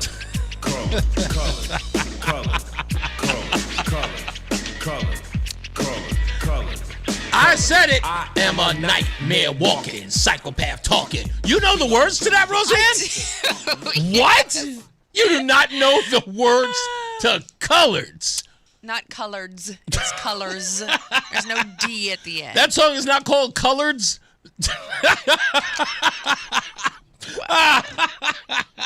I always thought it was called Coloreds. I guess I'm wrong.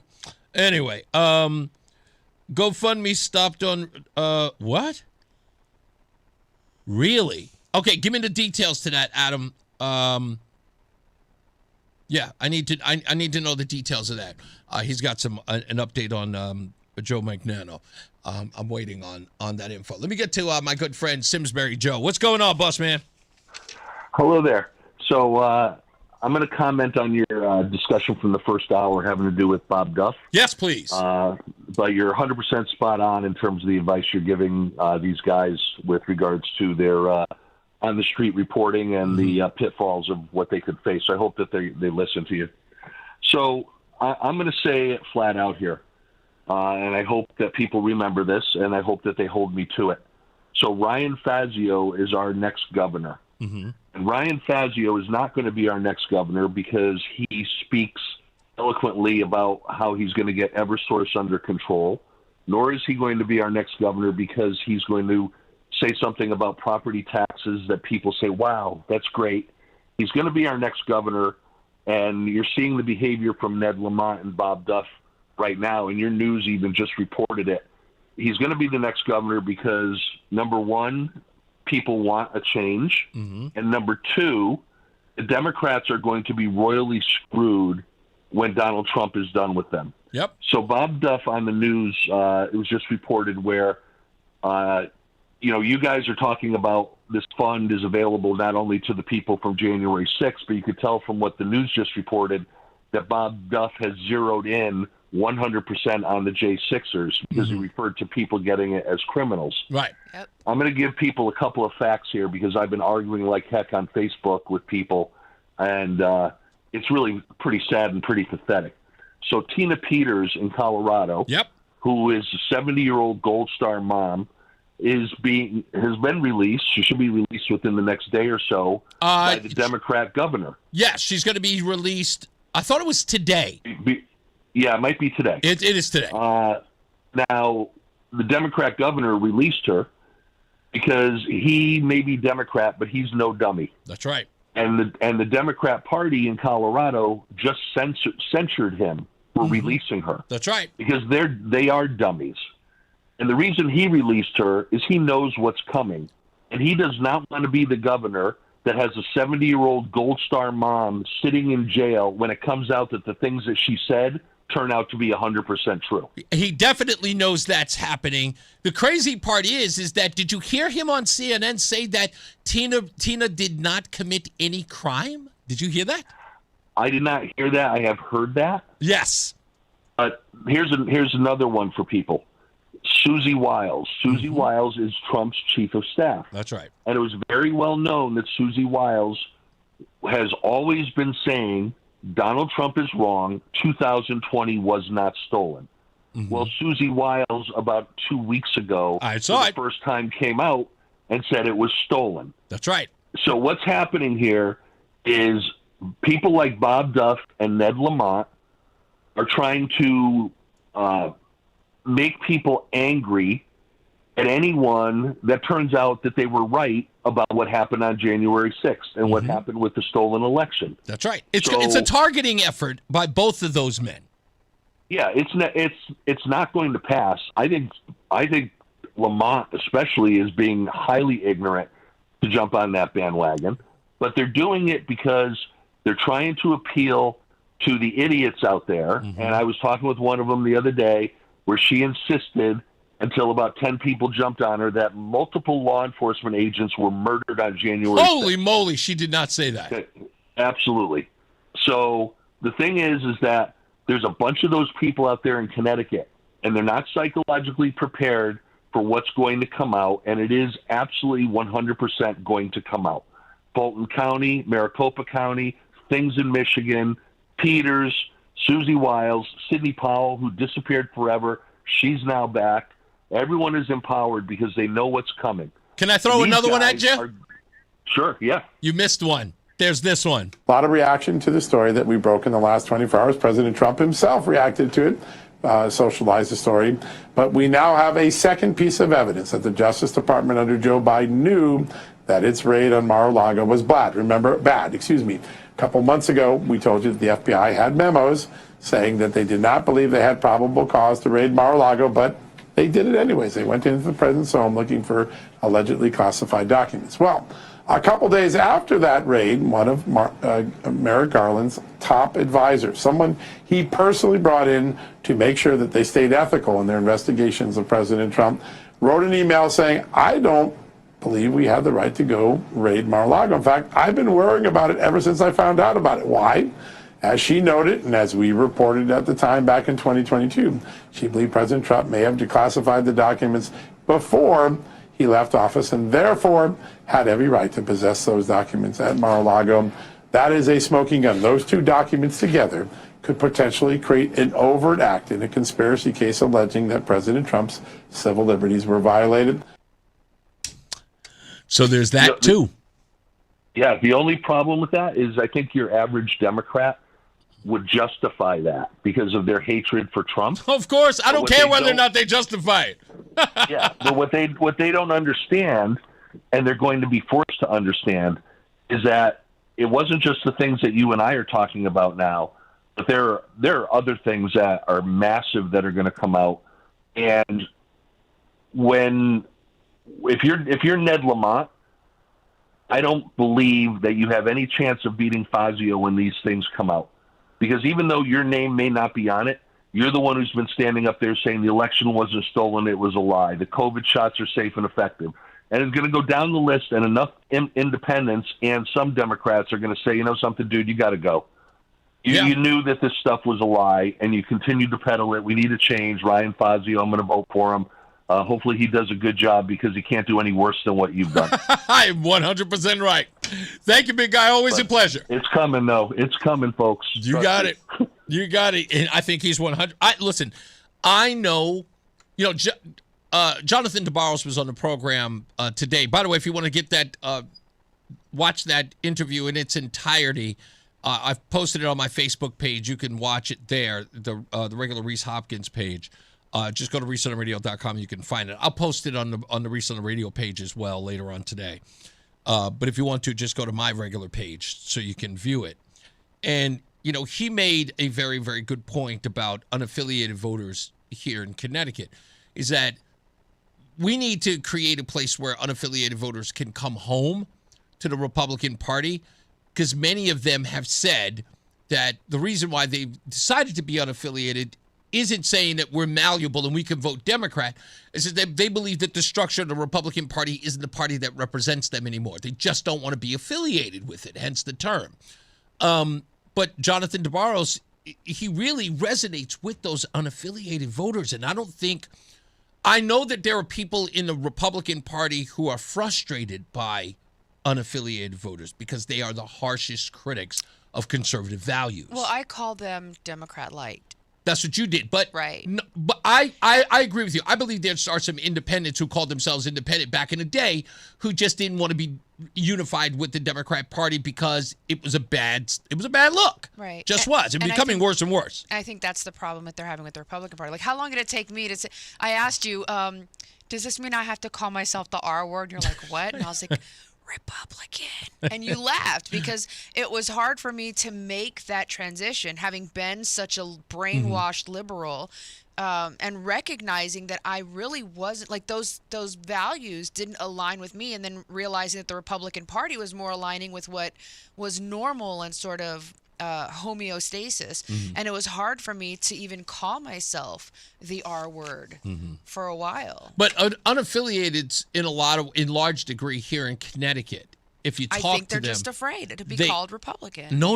Yeah, no. They do not want to be called Republicans because they do not believe that the Republican Party here. No. I don't think it's that. No, I'm telling you, this is what you ask anybody here. Mark from West Hartford will tell you this, and plenty of others will say it. They've called here and made it clear. I've seen them online. People who are running for elected office, even though they're running as Republican, they use this argument that I'm unaffiliated. And I kept saying, "What are you bragging about? Are you saying that you're malleable?" And they would go, "No, it's not. It's just I cannot be a part of the Republican Party as it stands today because they seem to be behind the scenes and in many ways voting for Democrat bills or supporting Democrats in their efforts to destroy the state." Republicans, yeah. Not Republicans. Oh, no, I'm not talking about in general. I'm just talking about Connecticut. No, that I can. Yeah. So Connecticut that's has what a bunch of rhinos. Right. So that's what Jonathan DeBarros, he's tapping into the unaffiliated who believe that the Republican Party is a shell of itself. And those people in Connecticut, and those are the people he's trying to reach out to. And I really believe that that's a winnable argument here. That there are some Republicans here who sort of dismiss the unaffiliated as people who are just angry and fed up and don't want to compromise. And what Republicans or unaffiliated are saying, there's too much of the compromise. When does the compromise swing the other way? Right? It's always what I say here at the station. Everybody always talks about relationships. I go, relationships go both ways. Right. They're never 50-50. Yeah, they're never 50. They go both ways.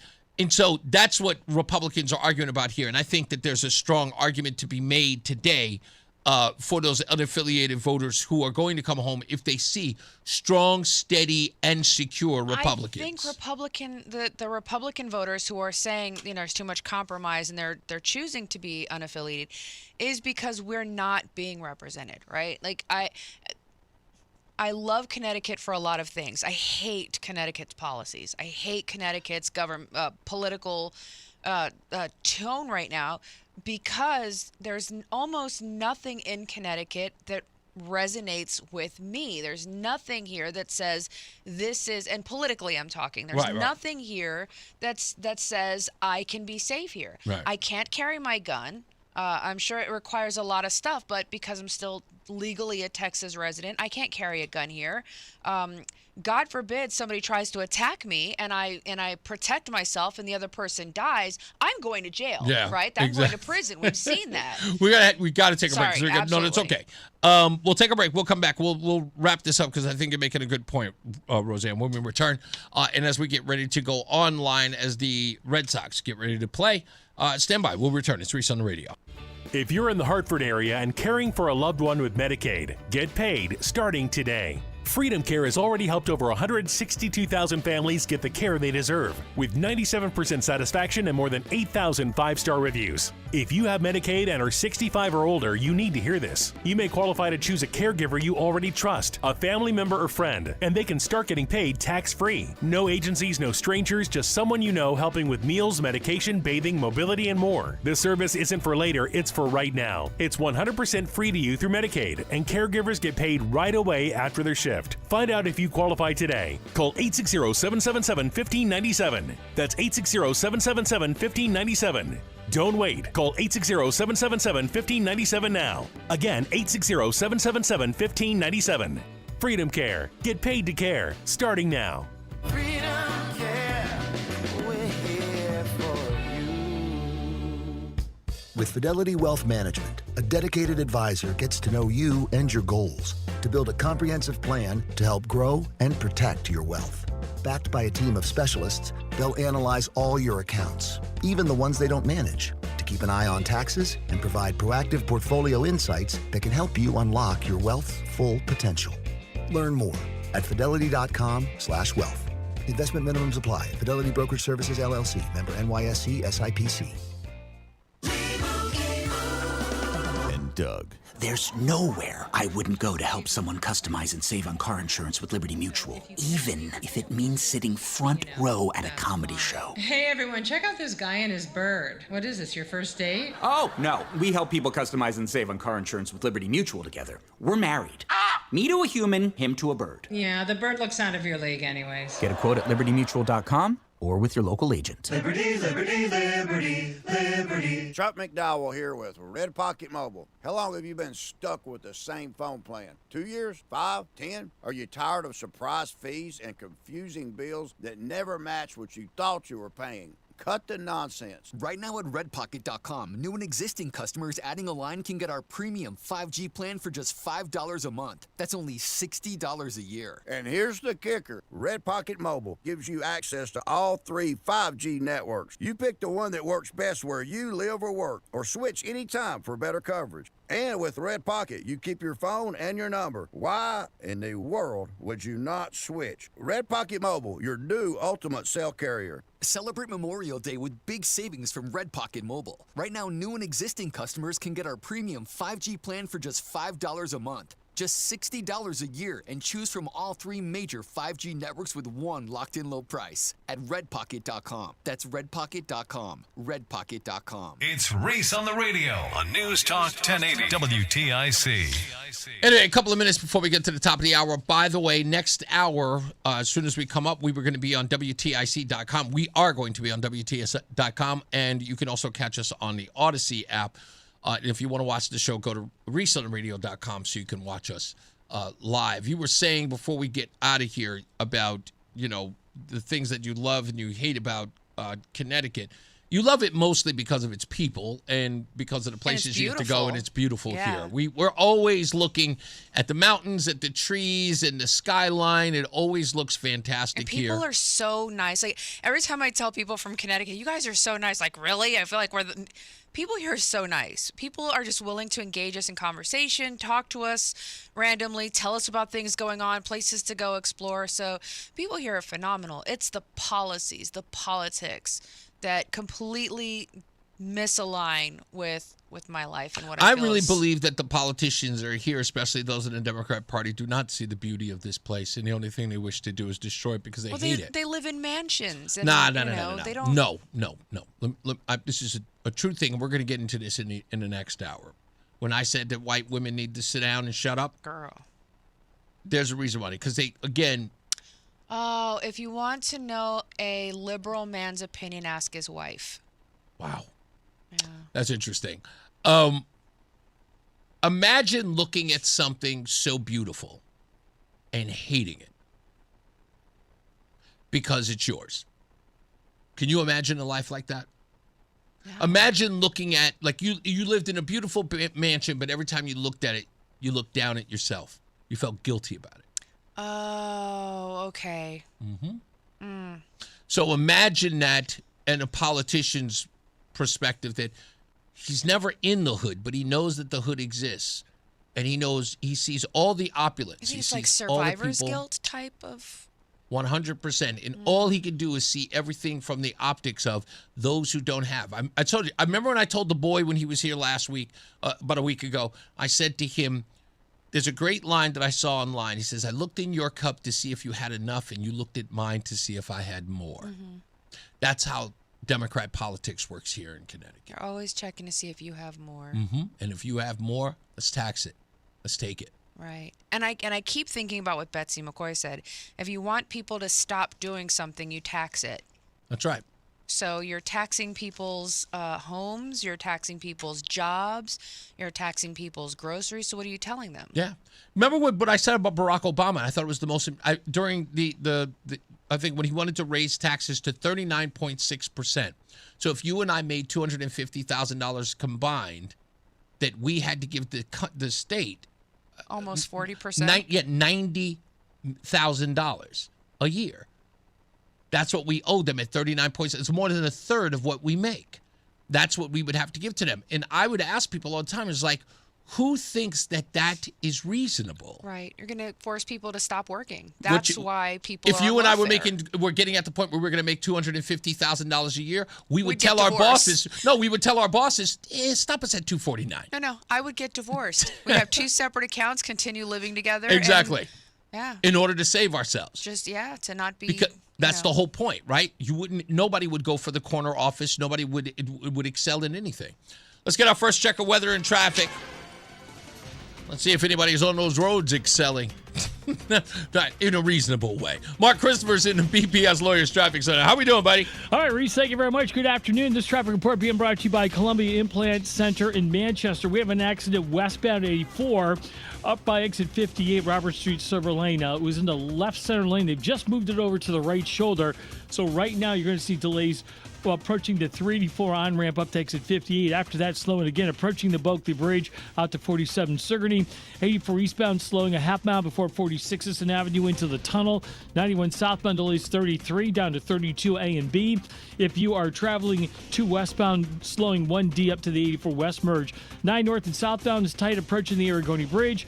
If you are traveling into Waterbury, westbound 84 slowing 26 in Cheshire up to the Mixmaster. 84 eastbound slowing 26 in Cheshire down to the 691 interchange. Southbound Parkway delays 50 into the West Rock Tunnel. 95 southbound delays 46 to 44 New Haven. Traffic is brought to you by Columbia Implant Center in Manchester. Traffic moves slow, but your transformation shouldn't. Columbia Implant Center provides full dental implants in just one visit. Open 7 days a week in Manchester to fit your busy life. Get your smile back today at ColumbiaImplantCenter.com. Traffic and weather together on the 8th WTIC News Talk 1080. WTIC weather. Breezy the remainder of this afternoon, and much cooler than yesterday with intervals of clouds and sunshine. There'll be a brief shower or two in the area, high 73. Partly cloudy and cooler tonight, still somewhat breezy early at night, low 52. Sunshine mixing with clouds tomorrow, high 74. Breezy and cool tomorrow night with a couple of showers, low 49. Could be a couple of showers early Saturday. Partly sunny Saturday afternoon, breezy and unseasonably cool, high 59. I'm Bob Larson of the WTIC Weather Center. This is WTIC News Talk 1080 with Brian and Company in the morning, Reese on the radio in the afternoon, and news around the clock. WTIC and WTIC FM HD2 Hartford and Odyssey Station. 4 o'clock, 73 degrees under mainly cloudy skies in Hartford. Good afternoon. I'm John Silva, WTIC 1080 News. 2 additional warrants are being prepared in the case of sexual abuse at a now shuttered Avon daycare. A former employee, Giancarlos Barrios Otero, could be arraigned next week. He's already facing multiple charges. He abused children between the ages of 3 and 5 while he worked at Bright Path Avon. The attorneys say more children may have been abused than initially thought. Eric Schoenberg is an attorney representing some of the alleged victims. He says additional civil cases are expected to be filed as well. As the investigation unfolds, not only on our side with the civil cases, but also with the police department on the criminal cases, we are discovering and learning more information that strongly points to the likelihood that there are not only additional victims, but likely a substantial number of additional victims. Treasury Secretary Scott Bessent held the White House press briefing today. He didn't elaborate on details of a possible extension of the ceasefire between the U.S. and Iran. The Secretary also downplayed the economic strain reflected by new numbers in the GDP being caused by the closure to oil tanker traffic in the Strait of Hormuz. We see that the market, I believe, is very well supplied right now. The market seems to be going into balance for itself. So I think that as the strait opens up, we're going to see this burst of ships come out. According to a post on Iranian state media, officials there are denying reports that the text of this latest memorandum has been finalized. 2 people are facing charges after police say they were led on a pursuit through multiple jurisdictions.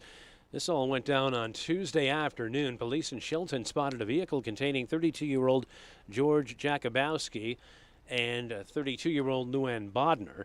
State police were tipped off by Shelton officers that their vehicle had improper plates and had also hit 2 Milford cruisers earlier in the day. Shelton police pursued the vehicle, with state police joining in Stratford.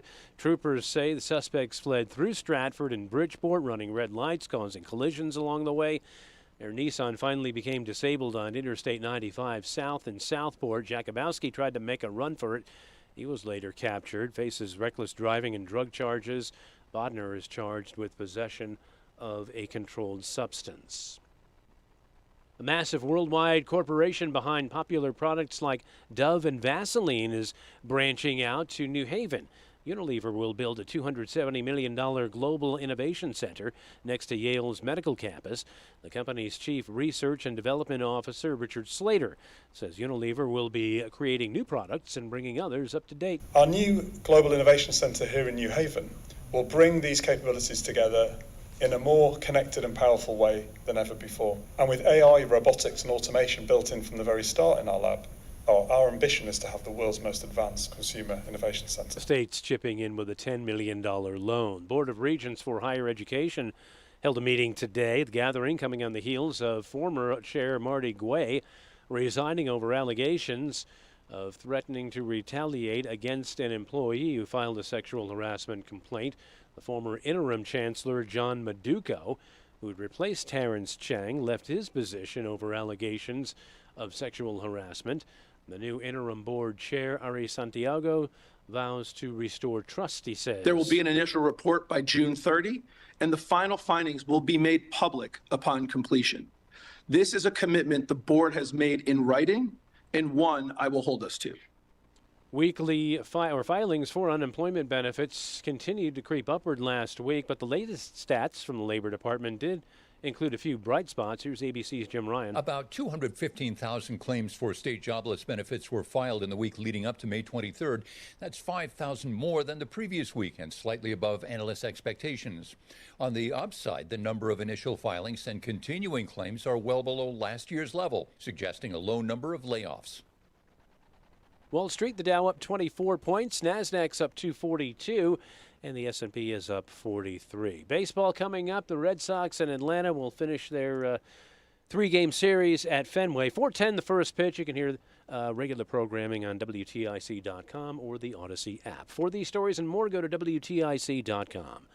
I'm John Silva, WTIC 1080 News. Life unfolds in ways you can never quite expect. A divorce, a death in the family, a personal injury. Each time you are left searching for someone new to trust. But what if you had a full-service law firm that knows you and a firm that can represent all your legal needs? With BPS Lawyers, you get more than a lawyer. You get a full-service law firm. Visit bpslawyers.com. BPS Lawyers, your lawyers for life. Proud full-service law partner of Yukon Athletics. Nick Payne-Dearest is responsible for the content of this ad. Hi, this is Eric Hogarth, certified financial planner from Money Wisdom. Get the answers to your retirement questions at our free educational dinner workshop. Reserve your seat today to learn about different strategies to maximize your retirement income, ways to reduce your lifetime tax obligation, and much more. Text WORKSHOP to 800-705-1232. That's WORKSHOP to 800-705-1232. Johnson Brunetti is a marketing name for the businesses of JB Capital and JN Financial. Investment advisory services offered through JB Capital, LLC. Insurance products offered through JN Financial, LLC. Reese is on the radio.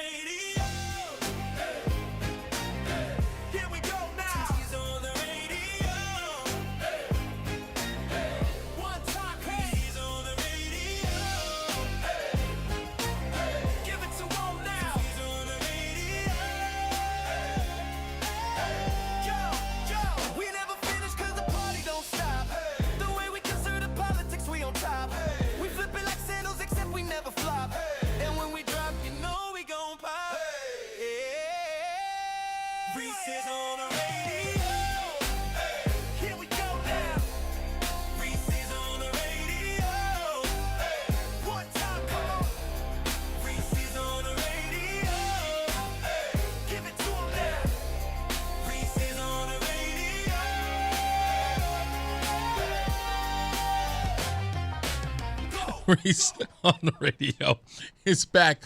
Second half of the program will be online, the Odyssey app, WTIC.com and ReeseOnTheRadio.com if you wish to continue to join the program. Otherwise, Red Sox will start in about less than 3 minutes. When we return, white women, you guys shut up.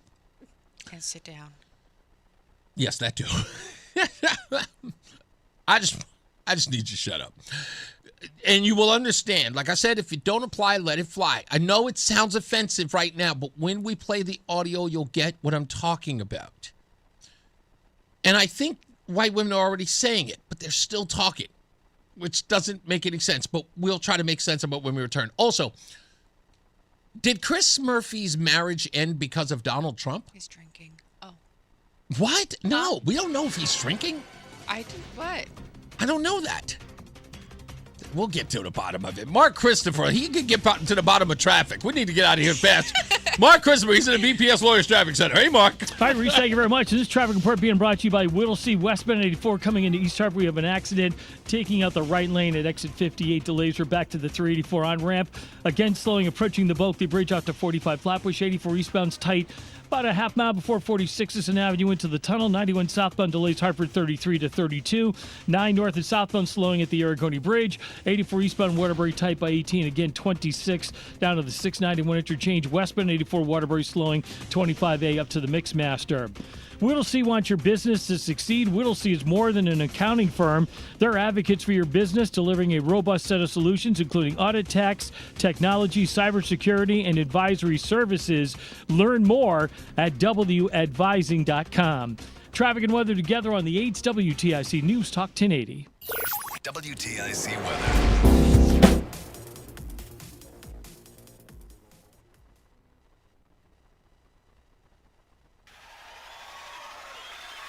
Drilled high and deep into right center field. This thing is crushed. Harris is back at the wall and is gone. And he's earned himself another pitch. Here comes, and he swings and he chops it in the ground over the infield and into left field. That's a job doer. Mammoth home run into the upper deck in right center field. The Boston Red Sox on WTIC News Talk 1080 are brought to you by Westfield Bank and Trantolo Personal Injury Lawyers.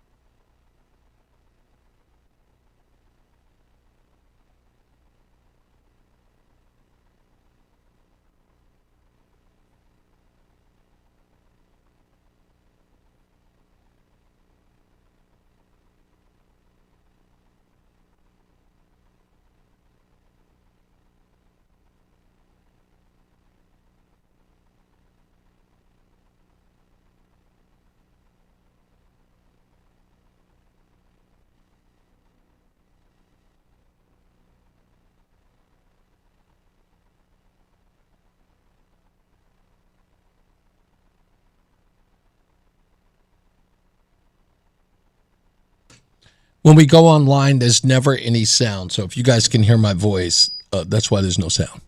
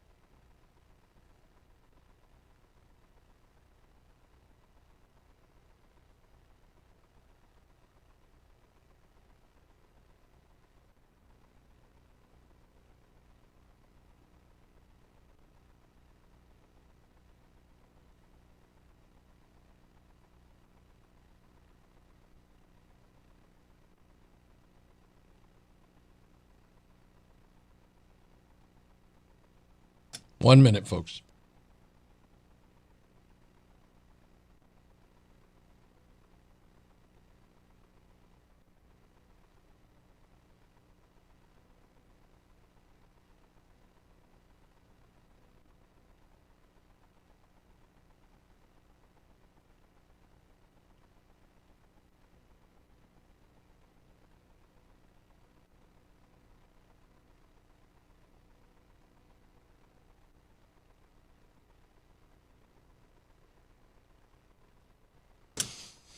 All right, we're back. Reese on the radio. No, that's weird. That comes in really, really hot when you do it like that. Goodness gracious. Wow. I got to turn the volume down over here because it is screaming online over here, and I've got to turn our microphones down a little bit. All right, I think that will help us out. We're back. Reese on the radio live. Rozan here on the radio live. So what am I talking about when I say this thing about white women need to be quiet? I said, shut up. Of course, I am talking about liberal white women. They are the loudest amongst all the people talking, okay? So you just have to understand that this isn't about anything racial or anything like that. It's just the stuff in which they are talking about is stuff that they should not be communicating on. For the obvious reasons, is that they don't understand the subject matter. Are we okay? Oh, my bad. Okay, then can we just make her 440? She actually hung up. Yeah. That's okay.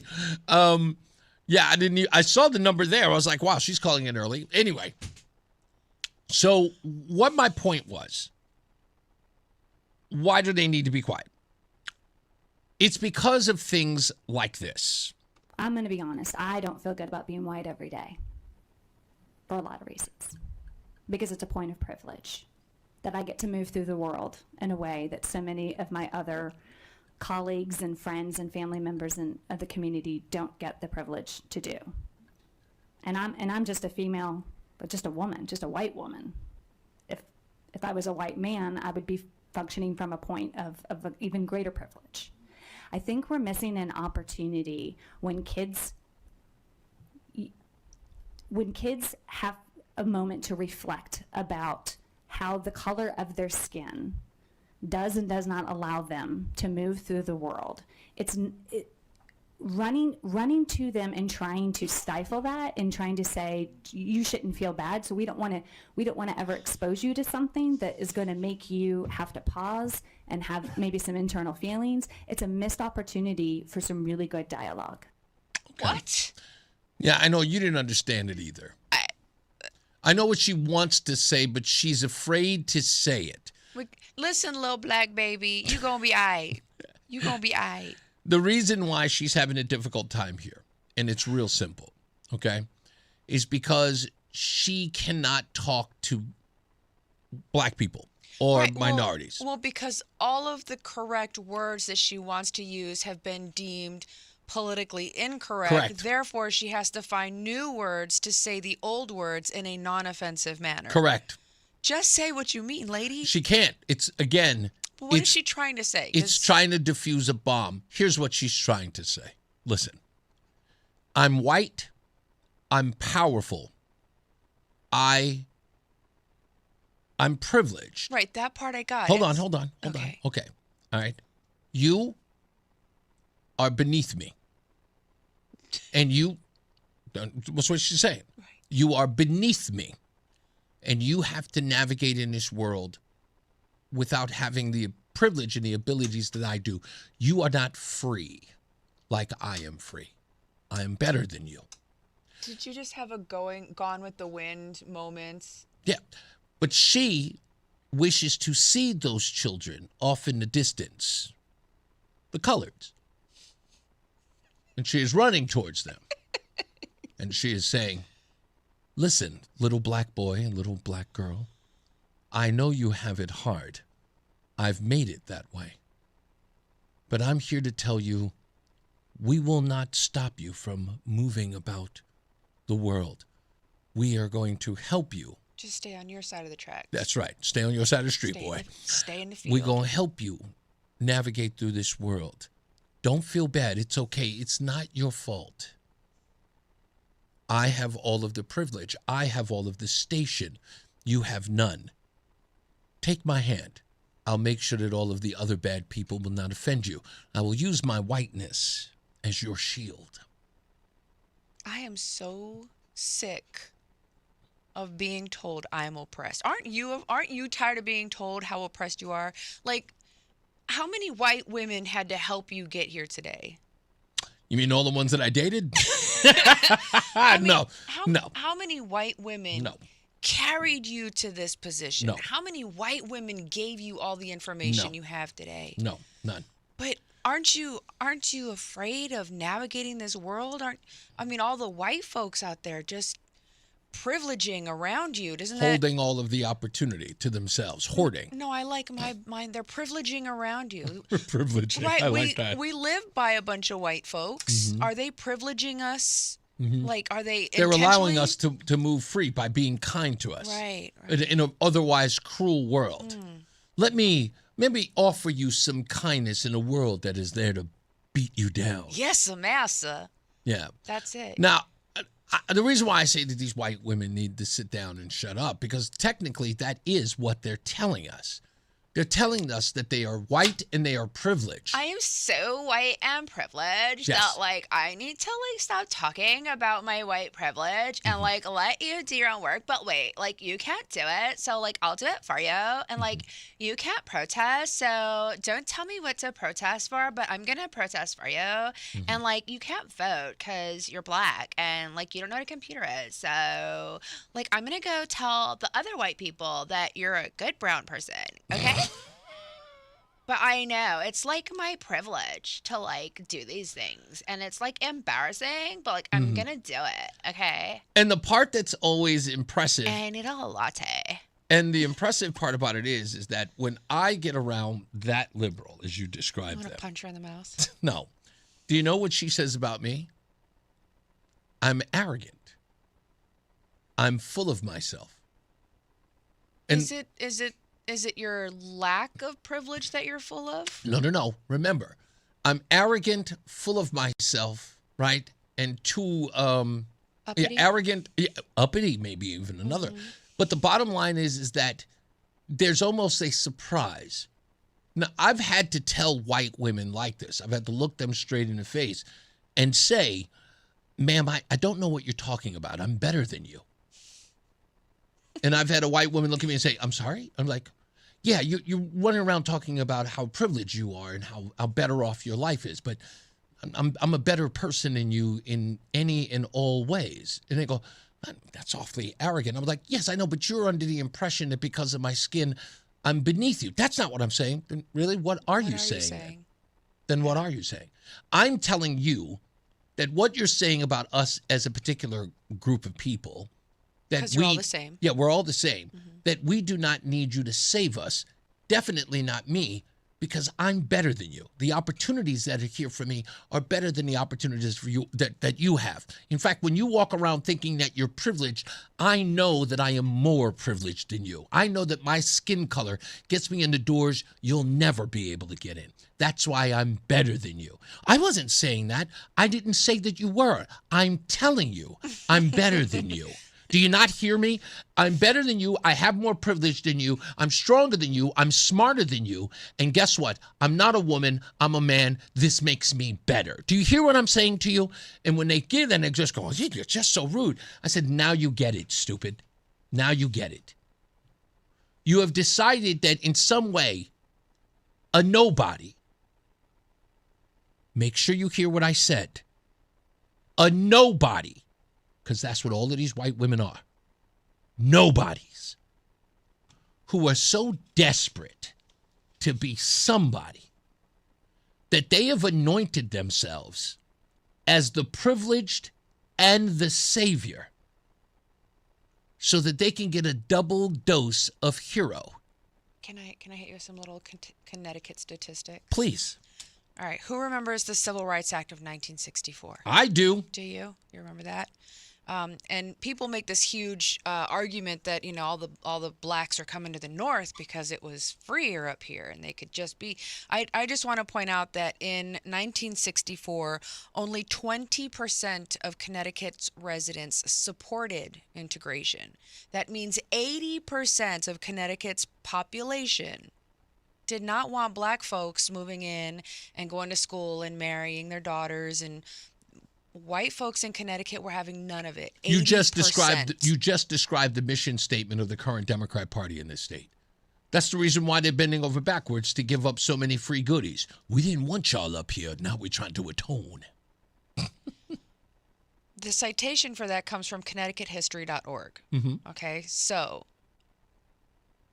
at that time, 60% of Connecticut was making complaints like, we're sick of the Negro complaining. I'm not even joking. That is an actual comment, particularly at Hartford town halls. Sick of Negro complaints. I'm not joking. What were the Negroes complaining about? I'm not sure. I'm assuming like racist stuff. I don't know. I wasn't there. It's before my time. However, 1964, right? So that means I asked Grok, how old is the average person today that was, alive and old enough during the Civil Rights Movement? Anywhere from 60 to 78 is about the average survival rate of the 80% of Connecticut residents still living here today. Interesting. So they were all alive. Well, it's between the ages of 60 and 67, 68, something like that. Currently, I would like for you to think back in your heads every single person, especially if you were there at a No Kings rally, at a BLM protest, at an ICE protest, all of those. I want you to take a look around at the people who are around you. Oh, goodness gracious. You just cracked the code. 60 to 67 years old. A majority of them are white women. You just cracked the code. I want you to think about this. 80% of Connecticut residents didn't want black folks here. 60 to 67 years of age are they today, now protesting on our behalf. So what? And I say our because I am a BIPOC. So you're saying that they are trying to atone? I wouldn't say atone. I think they just feel guilty. Well, that's what I'm saying. I mean, why wouldn't they atone? By going out there saying that they're doing this for the colors. Atoning means that they are doing something and actually trying to make a difference. All they're doing now is protesting. Listen, they now have legalized weed, so they're all going out there in droves, smoking weed together and protesting. They could care less what they're protesting about. They get to go out there and do it all over again. Matty O asked a great question. I wonder if this white woman had her children drowning and a black child drowning, would she save the black child first? In California, she might, because California moms would not kill to save their own children. Remember that movement? That's right. Yeah. So I just want you guys to all know, all those old white people you see protesting No Kings and ICE and BLM, they hated black and brown people during the Civil Rights Movement. They did not want us here. All of a sudden, it's on trend to go ahead and go and protest. They hate Donald Trump more than they hate black people. Damn. What a great comment by her. I was born in 1961 and spent most of my childhood in Hartford. And Rozan is spot on. Simsbury Joe just texted. Damn. Look at that. Ain't that wild? I want to know what the Negroes were complaining about.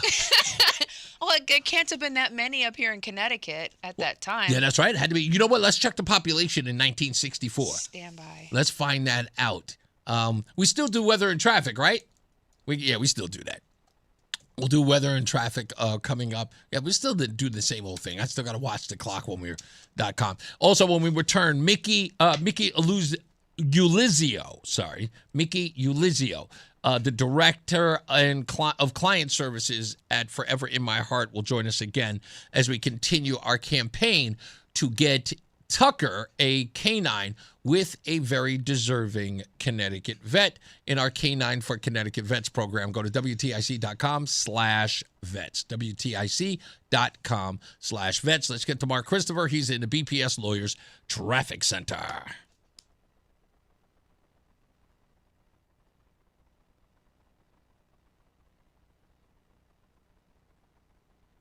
I'm going to be honest. I don't feel good about being white every day for a lot of reasons. Because it's a point.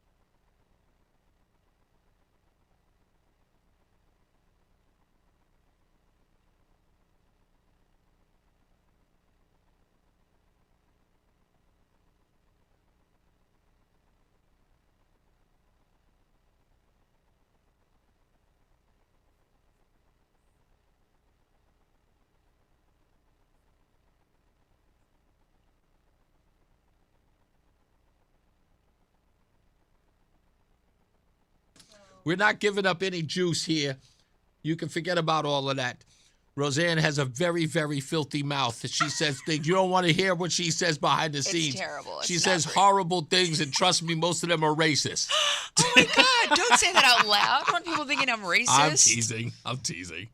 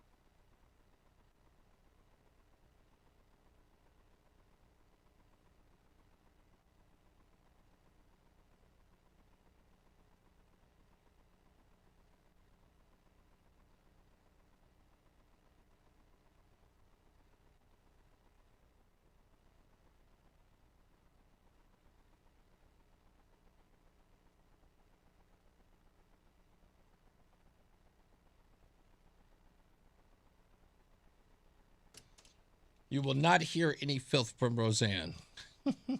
I have to guard her. You should see her on Facebook, how many things I have to make her delete. True. So not fair.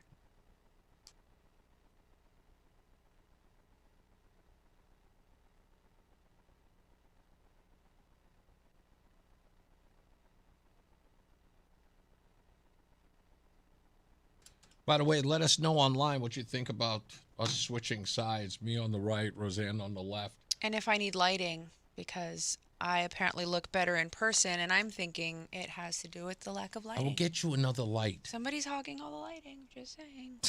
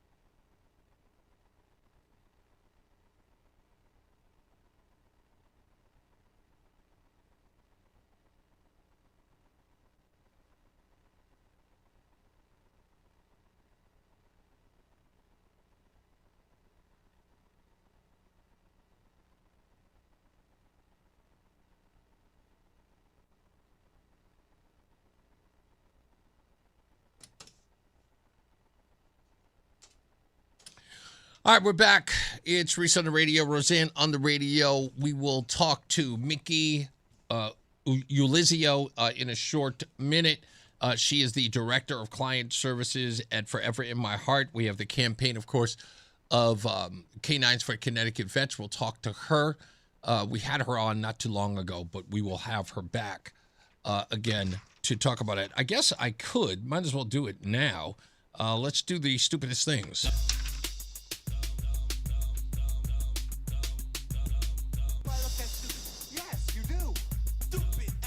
This could very well be the stupidest person on the face of the earth. Stupidest thing I read today happened about 5 days ago. A El Pas English piece was run called Cereal Just for Real Men? Yeah, food becomes the new battleground for the manosphere, apparently. The thesis is simple. The evil corners of the internet have now invaded your breakfast bowl. They've turned cereal into a weapon of toxic masculinity. The star of the story is Man Cereal, apparently. A black and white box, high protein, creatine, low sugar, flavors like Dominant, Salted Caramel, and Sigma Bacon. The slogan, Cereals finally manned up. The writer and a few quoted analysis insist that it exists only because fragile men are terrified of colorful boxes or anything that makes them feel, less manly. Here's the money quote of the whole article. It says, as toxic masculinity continues to percolate throughout our society, branded products like Man Cereal exist to cater to men who only want to interact with things that are undoubtedly masculine and non-threatening to their ego. I'm sorry, but masculine men do not need to be catered to.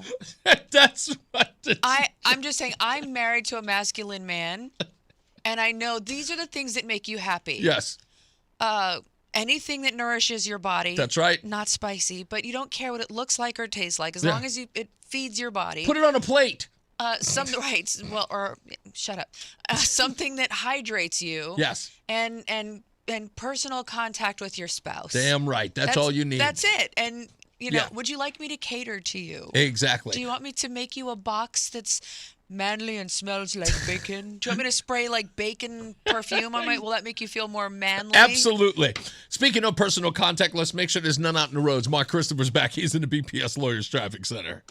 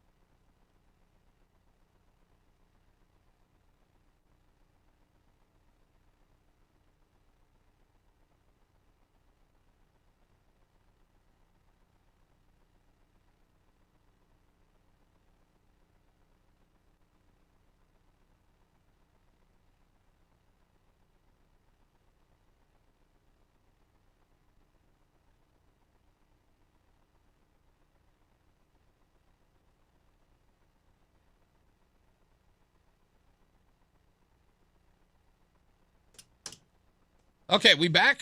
All right, it looks like we're back. Told you, Rozan, you do not want to hear our conversation once. We have to cover our mouths so you can't, because we don't know whether or not you people can read lips. Anyway,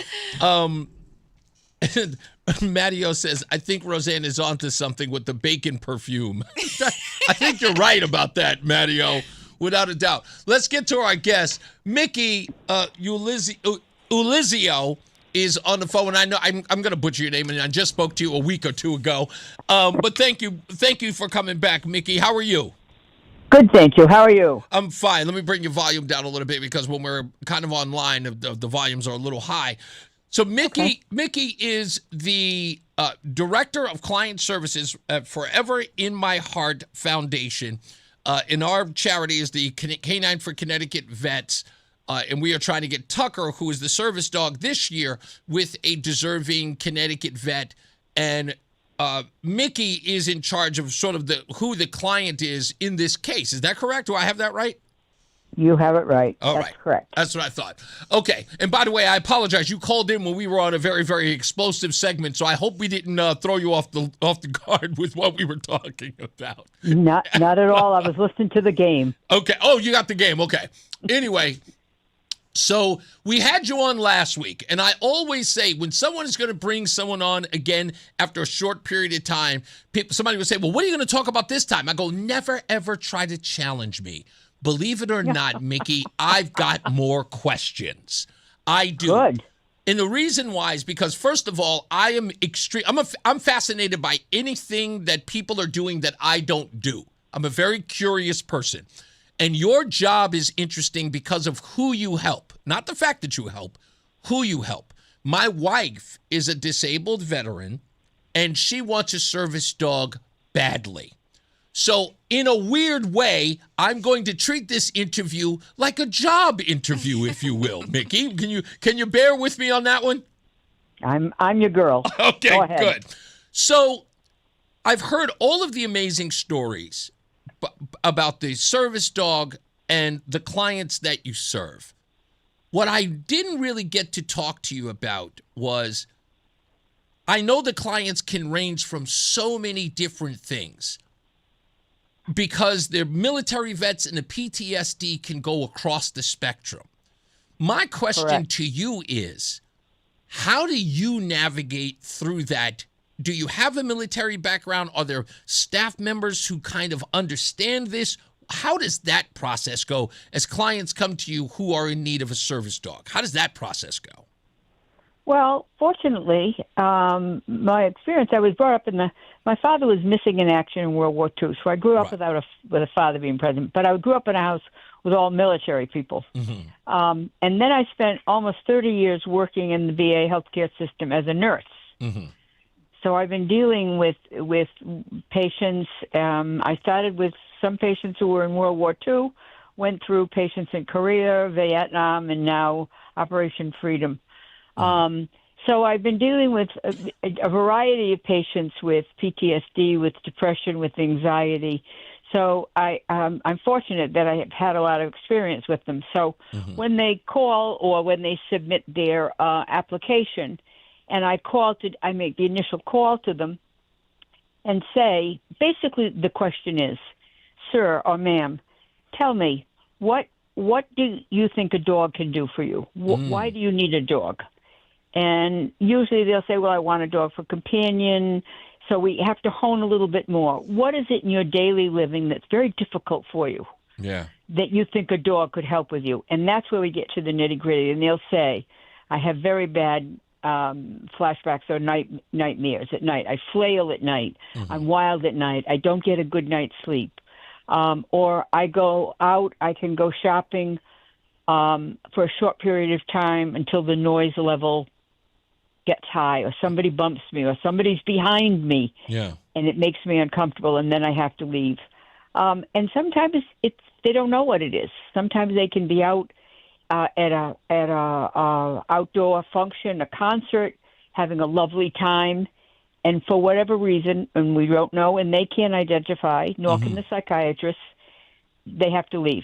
Yeah. I can't do this. I can't do this anymore. Somebody could be in the crowd. They could be at an entire concert and someone in the crowd do something suspicious or, in essence, like inadvertent, right? Sort of they deem it as suspicious and they get sent back to whatever, place they were in the military at that time where somebody sort of... It's my wife is here as well. That's Rozan, by the way, Mickey. Hi, Rozan. Disabled veteran as well. Go ahead, Rozan. I'm sorry. It's overwhelming being surrounded by that many people, right? We are trained to keep our head on a swivel, right? We're always looking around. We are monitored. Like I used to, I haven't since I've been with you, but I used to know all of my exit routes. If some sort of mass cal occurred, I would know, triage patients here, withdraw people over here, try to, cover fire, not cover fire and have a gun, but I mean, try to keep myself safe by going over here. Like I was always looking away for these ways to remain safe. Driving down the street and seeing trash in the ground. I don't know if you ever noticed when I see trash, I swerve around. It's training.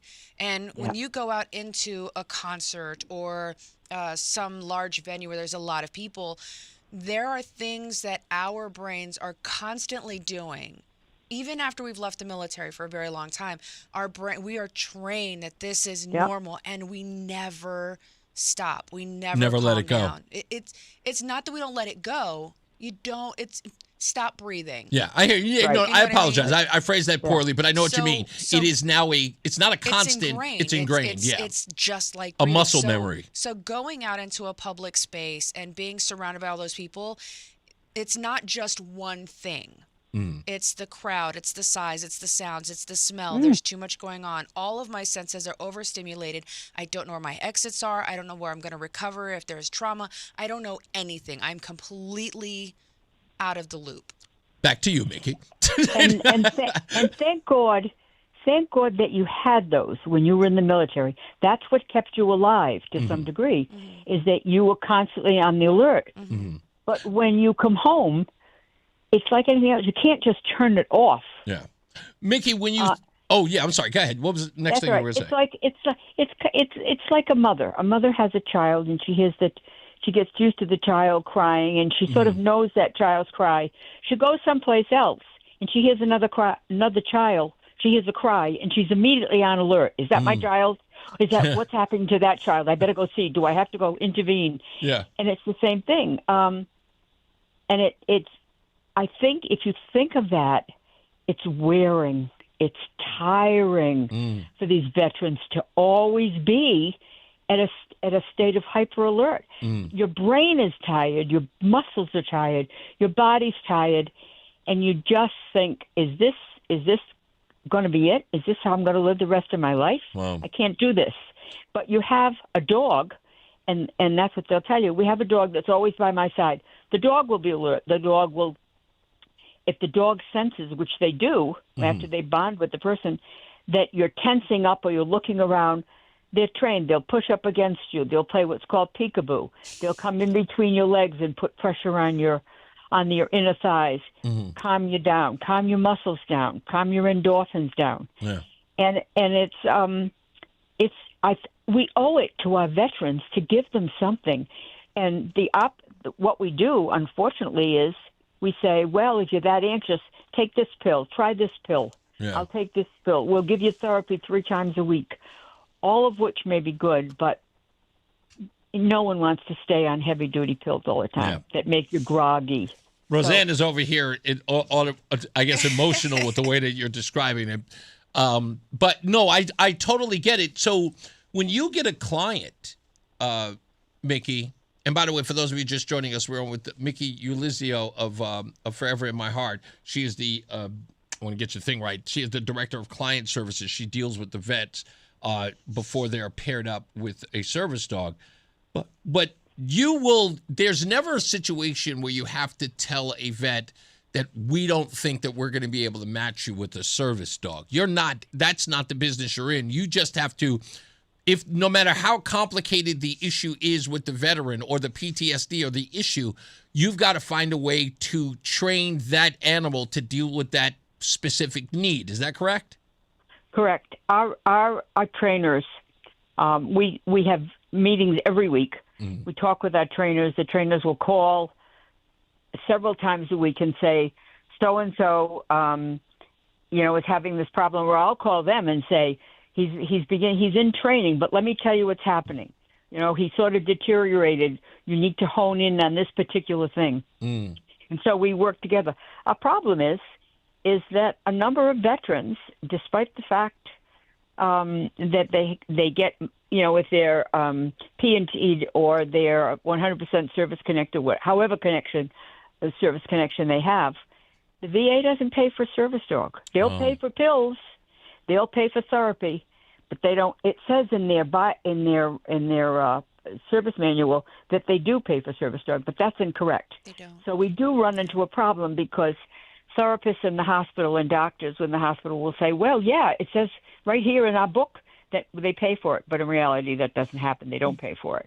That makes it difficult, and that's why what you're doing is so important, because we do have vets that want dogs and struggle. We struggle to help them pay. Right. They struggle, That's why we have to do charities like this. That's why it's so important.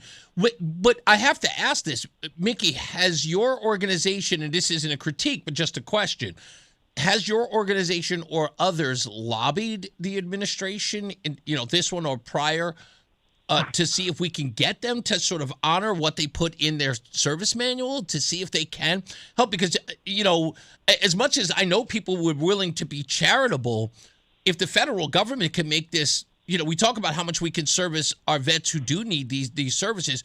Why not? This is far less expensive. If you really think about what you guys do, $25,000.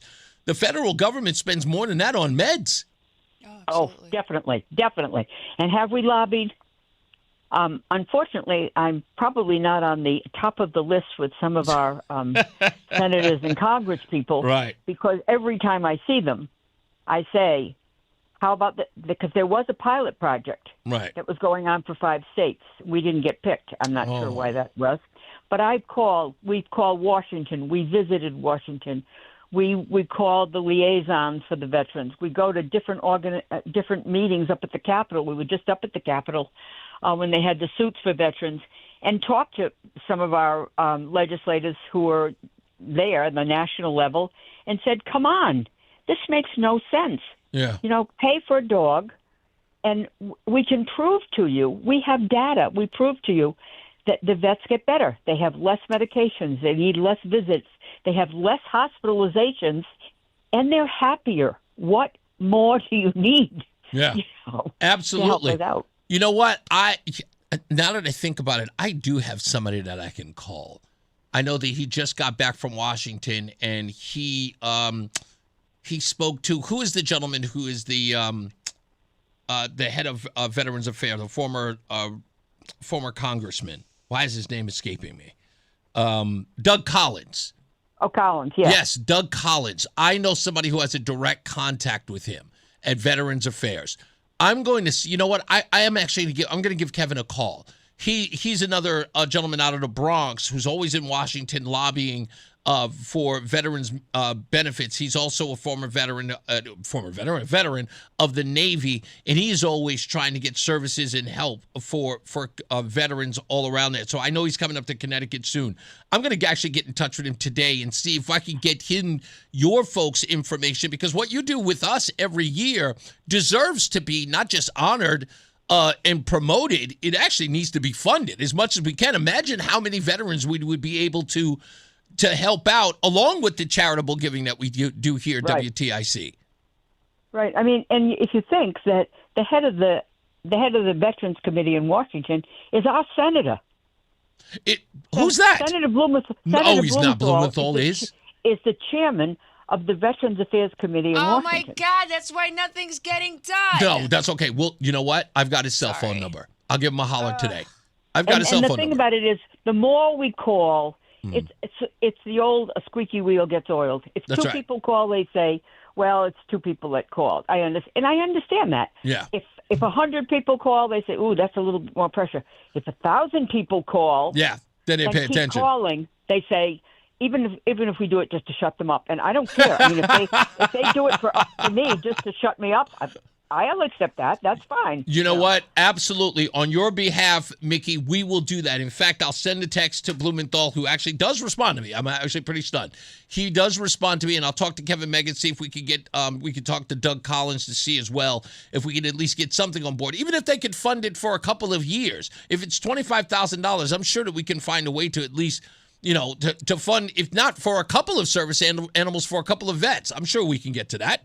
I think something else that needs to be considered too What's that? is the veterinary care for the dogs, because they do need to be taken care of as well. Right. I don't know if there's some piece in there that says that the VA will cover the dog's health insurance. But Yeah, we'll see. We'll see what we can do. The objective is to get people on the phone with we Forever in have My to Heart. meet. We have to meet and have a cup of tea. You're exactly right. Mickey Ulizio, who is the director of client services at Forever in My Heart, Canine for Connecticut Vets. Please, folks, donate. Go to WTIC.com. That's WTIC.com/vets. WTIC.com/vets and donate today. Thank you, Mickey. We'll talk to you again.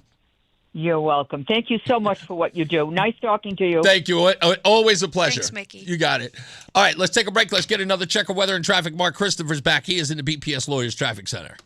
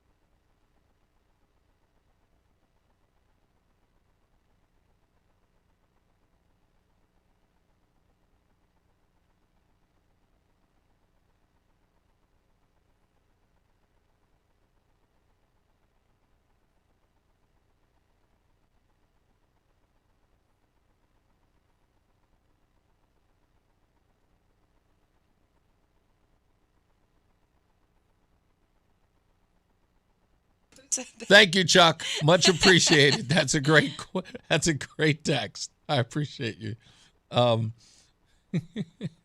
No, Matt, that was I was talking to Adam 12, who was one of the kids from Turning Point USA at UConn wants to come on the show, and we were finalizing that.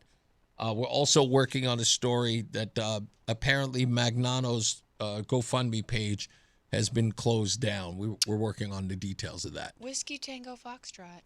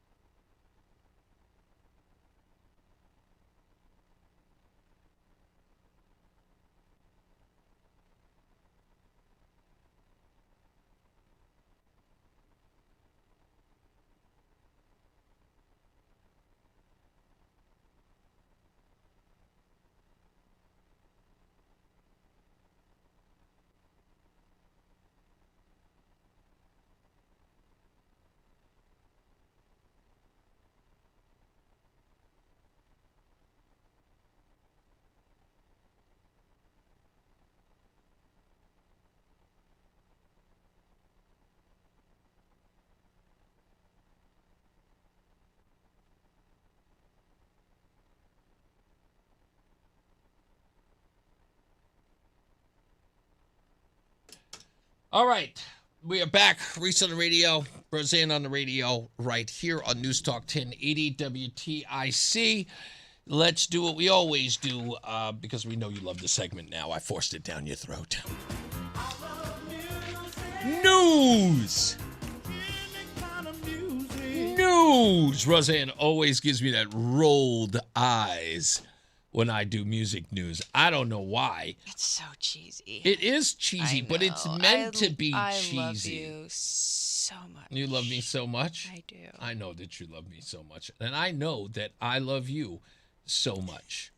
That's the reason why I do it to you. Anyway, celebrating a birthday today real quick. Kobe Calais. I know Rozan knows who that is. Kylie Minogue, John Fogerty, Gladys Knight is also celebrating a birthday today. On this day, Percy Sledge in 1966 started a 2-week run at number 1.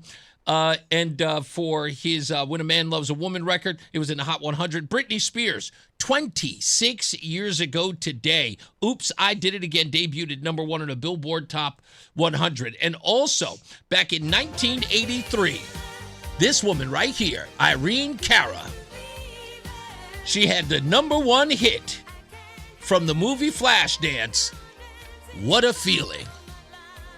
Mark Christopher. He is in the BPS Lawyers Traffic Center. We'll be back. Britney Spears.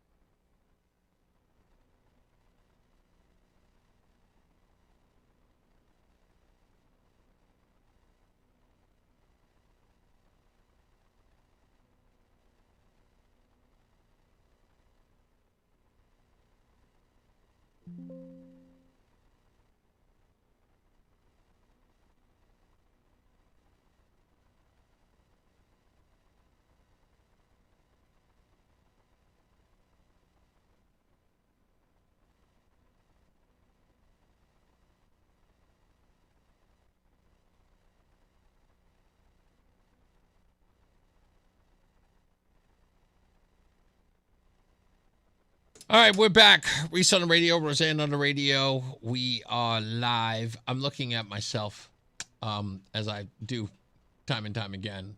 I'm quite smitten with me. You ever? I am, right, darling? I'm a little bit smitten with me. I look good. I do. Yeah, I love you. Yeah. When good pictures are taken of me, I'm always in awe. That's all I'm saying, Rozan, is that I'm always in awe. You're always in awe when you were just looking at a picture of yourself back when you were in the military. Yes, I said I wish I knew back then that I was cute. Yes. You just talk about how GD attractive you are all the time. Which, listen, confidence is one thing. I totally get it, right? But I'm a bit much. It's okay. I'm your husband. You can tell me the truth. It's all right. A little, I know, self-consciousness wouldn't hurt you. You could be a little, more normal. I don't know. Speaking of being a little more normal, Chris Murphy, and I want to get back to your thing about Connecticut and its Democrat roots back in the days when they were complaining about the Negroes. I'm sorry, angry about the Negroes complaining. Yeah, complaining Negroes. But yes. I want to play this audio, and I yesterday we were talking about the obsessive nature of Chris Murphy, and it's really, really scary to me. I think that there are some people, and they've said it right here at this station, people who are not, flamethrowers like me. I would consider very moderate in tone, think or have said that there are some people in and around Connecticut who say he's a little bit out there. And when they say out there, it's like he does need some help. Now, I don't know what kind of help that is. I'm not a psychiatrist. I'm not a psychologist. I'm not. But I can notice obsessive behavior just in what people say. And I'm going based upon what people say. Now, with everyone under the sun who will come to me and say, well, Reese, Donald Trump says awful things all the time. But never once have I said, like when I was listening, I was just going, Donald Trump is unhinged. I've never said that. I said, dude, he is going to get in so much trouble. They're going to go nuts over this. It drives them crazy, and he knows it, and he trolls the hell out of them. You can tell when he's trolling. But when you listen, Chris Murphy's not a troll. Right? Can we agree that? He's not a troll? What he says, he genuinely feels. Right? In other words, what he thinks is everything to do with his feelings. Can I say something? Please. Okay. You remember, when you have a newcomer walk into the rooms? Yeah. And they are still kind of drunk, but not actively drinking. Right. Right? They tell a lot of stories that they've concocted up here. I'll say we, right? I'll say I, because I remember when I first came in, there were a lot of stories that I told myself that I believed that I allowed to fall out of my face. Right. Yeah. And forced onto other people. Correct. Right? And I'll never forget people looking at me going, oh, well, I understand that that's what you believe. And I did. I truly, genuinely believed it. But I can look back now and with 100% confidence say that it was fueled primarily by my alcohol consumption. My inability. You said alcohol brain is what you're talking about, right? Not an alcohol.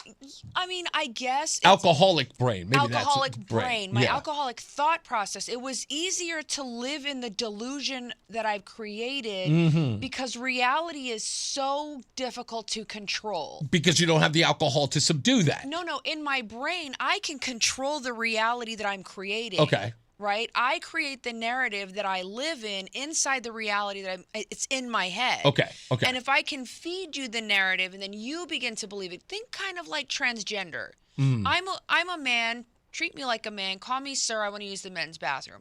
Once I've convinced you to go on this delusional fantasy ride with me. Right. You begin to feed into the delusional fantasy ride as well, right? And that's kind of where I think Murphy is. And do I think he's drinking? I will tell you honestly, the look of the man is that of someone who consumes significant amounts of alcohol. He's puffy, he's bloated, he just appears a little bit ashen or jaundiced maybe. The stubble isn't helping any. He has the look of someone who's drinking heavily, or maybe he's just severely depressed and his meds aren't working. I don't know. But he's got this delusion that he's living inside of his head, and I think that that's what's feeding into his particular flavor of TDS. It's almost like a watered down version of TDS, but TDS nonetheless. I told you, she put together a compilation of every time he says Trump, Trump, Trump, Trump, Trump, Donald Trump. Well, I happen to have a few of those right now. Listen to this. Okay, first, there's one word that's not in that passage at all, and it's Trump. And I just want to say just a quick word about the book and what the purpose of explaining these cults is. I spend my entire day worrying about Donald Trump. He is an existential threat to our democracy. He's a big deal. I wake up every day thinking about Trump. Now, this brought me back to the whole thing with his wife, with his relationship at home. He's waking up every day thinking about Trump. If I'm somebody's spouse, I'd feel some sort of way. I have to draw on something that happened in our relationship. Okay. When we moved to Texas, we had gone there to be closer to your family. Mm-hmm.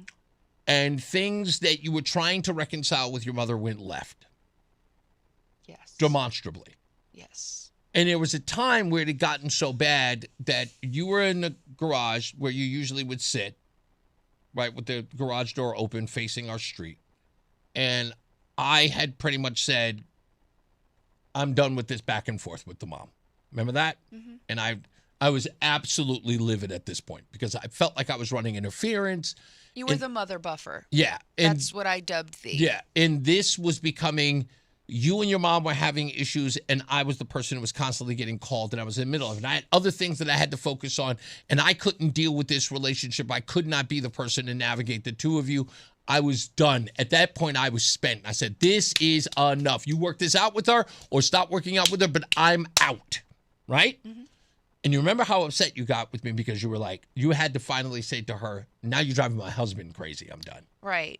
And once other people got involved and it became trying to pit you against me, that's when I became very angry. So at that point, it was like, not that you and I were ever in this crossroads in our relationship, but it was so tense, I didn't even want to deal with you because you weren't dealing with them. Mm-hmm.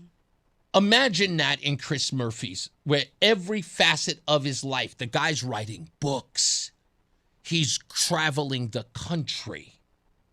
Every circuit we he's call on. that a geographical cure. Exactly. Yeah. A geographical cure. And the only thing it's Trump. Imagine the kids call. Hey, Dad, how you doing? Hey, son, what's going on? Did you hear what Trump did today? You know? I'm sorry, kid. What were you talking about? What were you talking about? Like the kid says, oh, I failed the math class. But but did you talk, like, did they tell you how Trump is to blame for math inadequacies? That's what I'm imagining. But did you imagine Trump doing that? That's what I'm saying. You're getting the essence of what I'm talking about. Right, but did you talk about Trump and how Trump did it first and worse?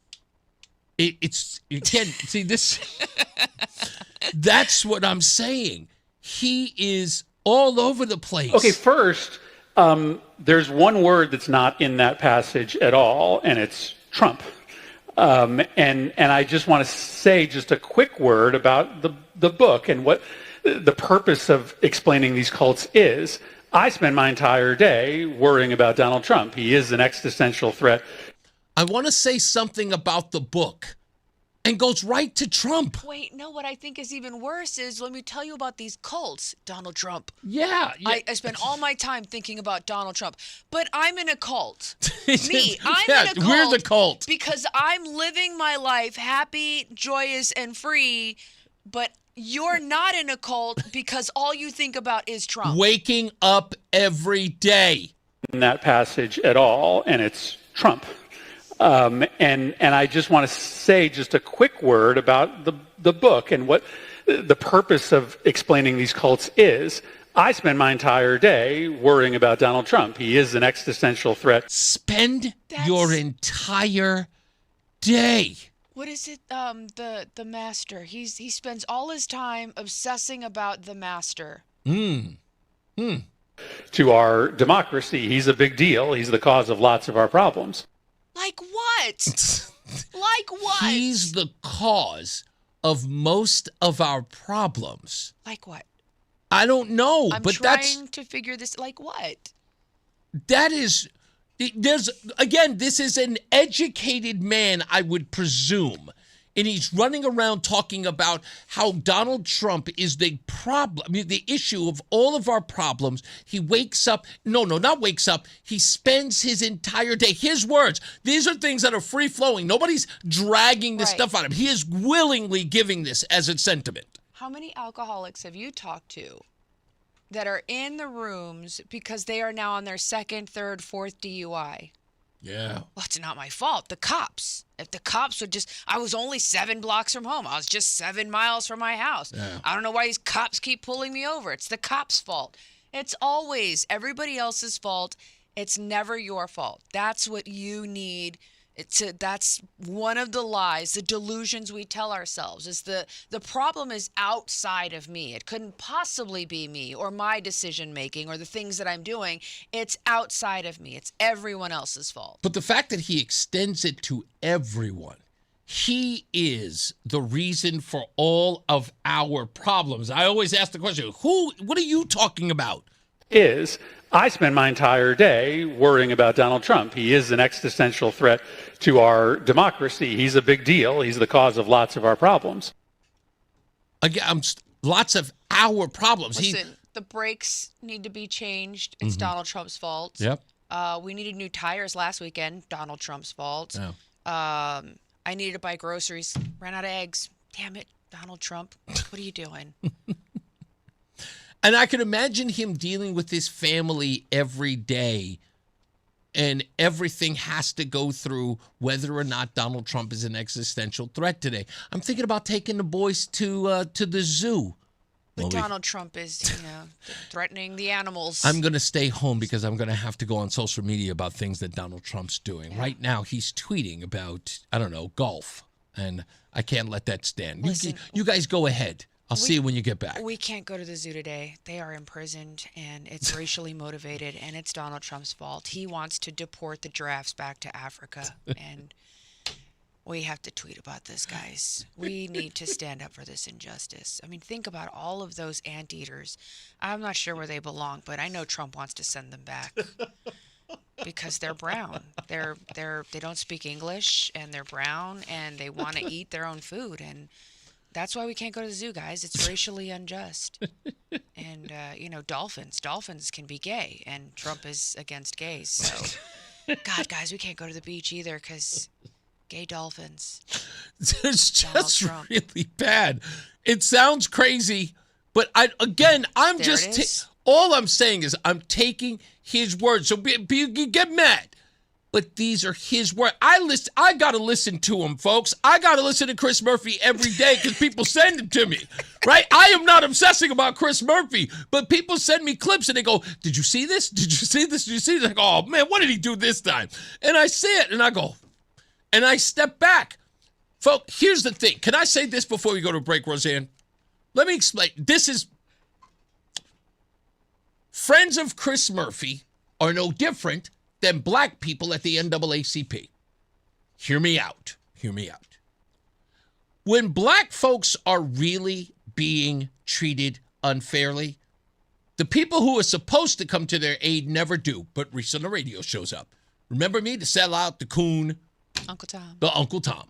I show up, and then you guys get mad at me for showing up and then calling you out for it. But guess what? All of you people who are friends of Chris Murphy, not one of you have pulled him in and said, dude, this is getting obsessive. Enablers. Right. Completely enabling him. Not one person that says, this guy needs a welfare check. Me, I'm saying, I mock him. Send him to therapy. Treatment. I'm the person who says, this guy needs something. And none of you will speak up. And you know it. By the way, I talk to all of you people at City Hall, and you know what I'm talking about. You know who I'm talking about. You guys know that guy needs help. You're all talking about it openly, saying that guy needs to get it together. He's falling apart. He is. Get him some help. But Donald Trump. Was Donald Trump keeping all the therapists away from him? I mean, he needs rehab, so, Donald Trump. We got to take a break. Mark Christopher, he's in the BPS Lawyers Traffic Center. We'll be back. Okay, first, there's one word that's not in that passage at all, and it's Trump. And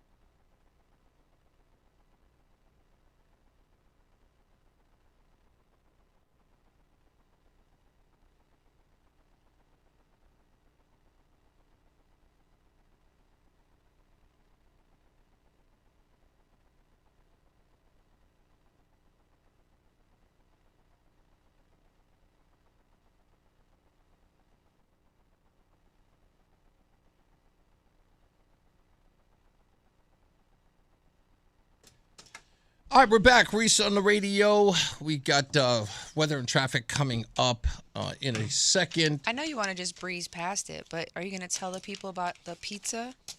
No, I'm not going to tell them about the pizza because you're only going to make me seem like a glutton. I'm going to make you seem like one, or I'm going to highlight It was your a gluttonous. small 12-inch pizza. Ninja. Yes. How many slices did I get? 2. How many did you get? The rest. How many? I don't know, 6.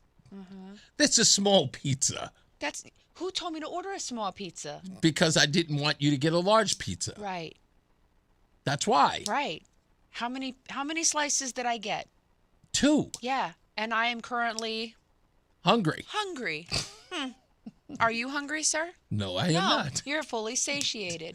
Yes, That's I am. wonderful. And didn't I, for those of you who can't hear us talking off air, I literally said, if we were stuck in the woods right now, I'd be dead. You'd be fine. You'd blame me. It's your fault. You got too much stuff. You left the pizza by me. That's fine. You would get all the berries and I would starve to death because it's your fault. You left the berries over here on my side of the cave. No, I would. It's fine. No, that would be different. No, I would be dead. I don't. You would starve me The to pizza death. thing, this is the reason why I didn't want you to get pizza, is because, again, and I already get crap for that. Just like I eat pizza all the time here. For some odd reason, I eat pizza here more than I have anywhere. I didn't even eat that much pizza when we lived in Northern Virginia. It's so good here. It's so good. I guess it is. You guess? Yeah, I mean, I don't know. I don't really look at food as the whole this is good and that's bad kind of deal. So I just. How do you feel about Mexican food? Okay, that's different. Suddenly you have an ability. Mm-hmm. Mexican food is difficult because I don't know what it is. I know it's a lot of corn. What? And, well, the tortillas and all that stuff. Oh, God, you're so... I don't understand Mexican food. So if I can't understand it... You don't have to understand it. Just put it in your mouth. If it tastes good, it tastes good. If it doesn't, then it doesn't. And a lot of it doesn't. It's just that the textures aren't good for me. They're just not. You're a horrible person. It's not. It's just... I don't know what it is about my palate, but I cannot work. Regardless, I'm still hungry. Yes, and I said I will get you food. I don't want promise. you to get me food. And I'm mad at you now because you ate all the pizza without any consideration for the fact that I may want at least one more slice. First of all, you do not eat cold food, and the pizza was cold I'll at that eat cold point. pizza. Really? I You always would? eat cold pizza. I didn't know that. I know, because you don't leave me any. You know what? I promise you I will make it up to you. I'll buy you a purse. I don't want a purse. What's that? I don't want a purse. You don't want a purse? I don't know. We'll see. The purse that's a good trade-off. I'm so mad at you right now. I hate you so much. It's a good trade-off. It is. It's a good trade-off. I can't eat a purse. I'm just saying. Well, we'll get you some food and a purse. Okay. Yeah, see? Look at that. Problem solved. Look at that. It's easy. Let's get another check on traffic and weather. Mark Christopher's here. He's in the BPS Lawyers Traffic Center.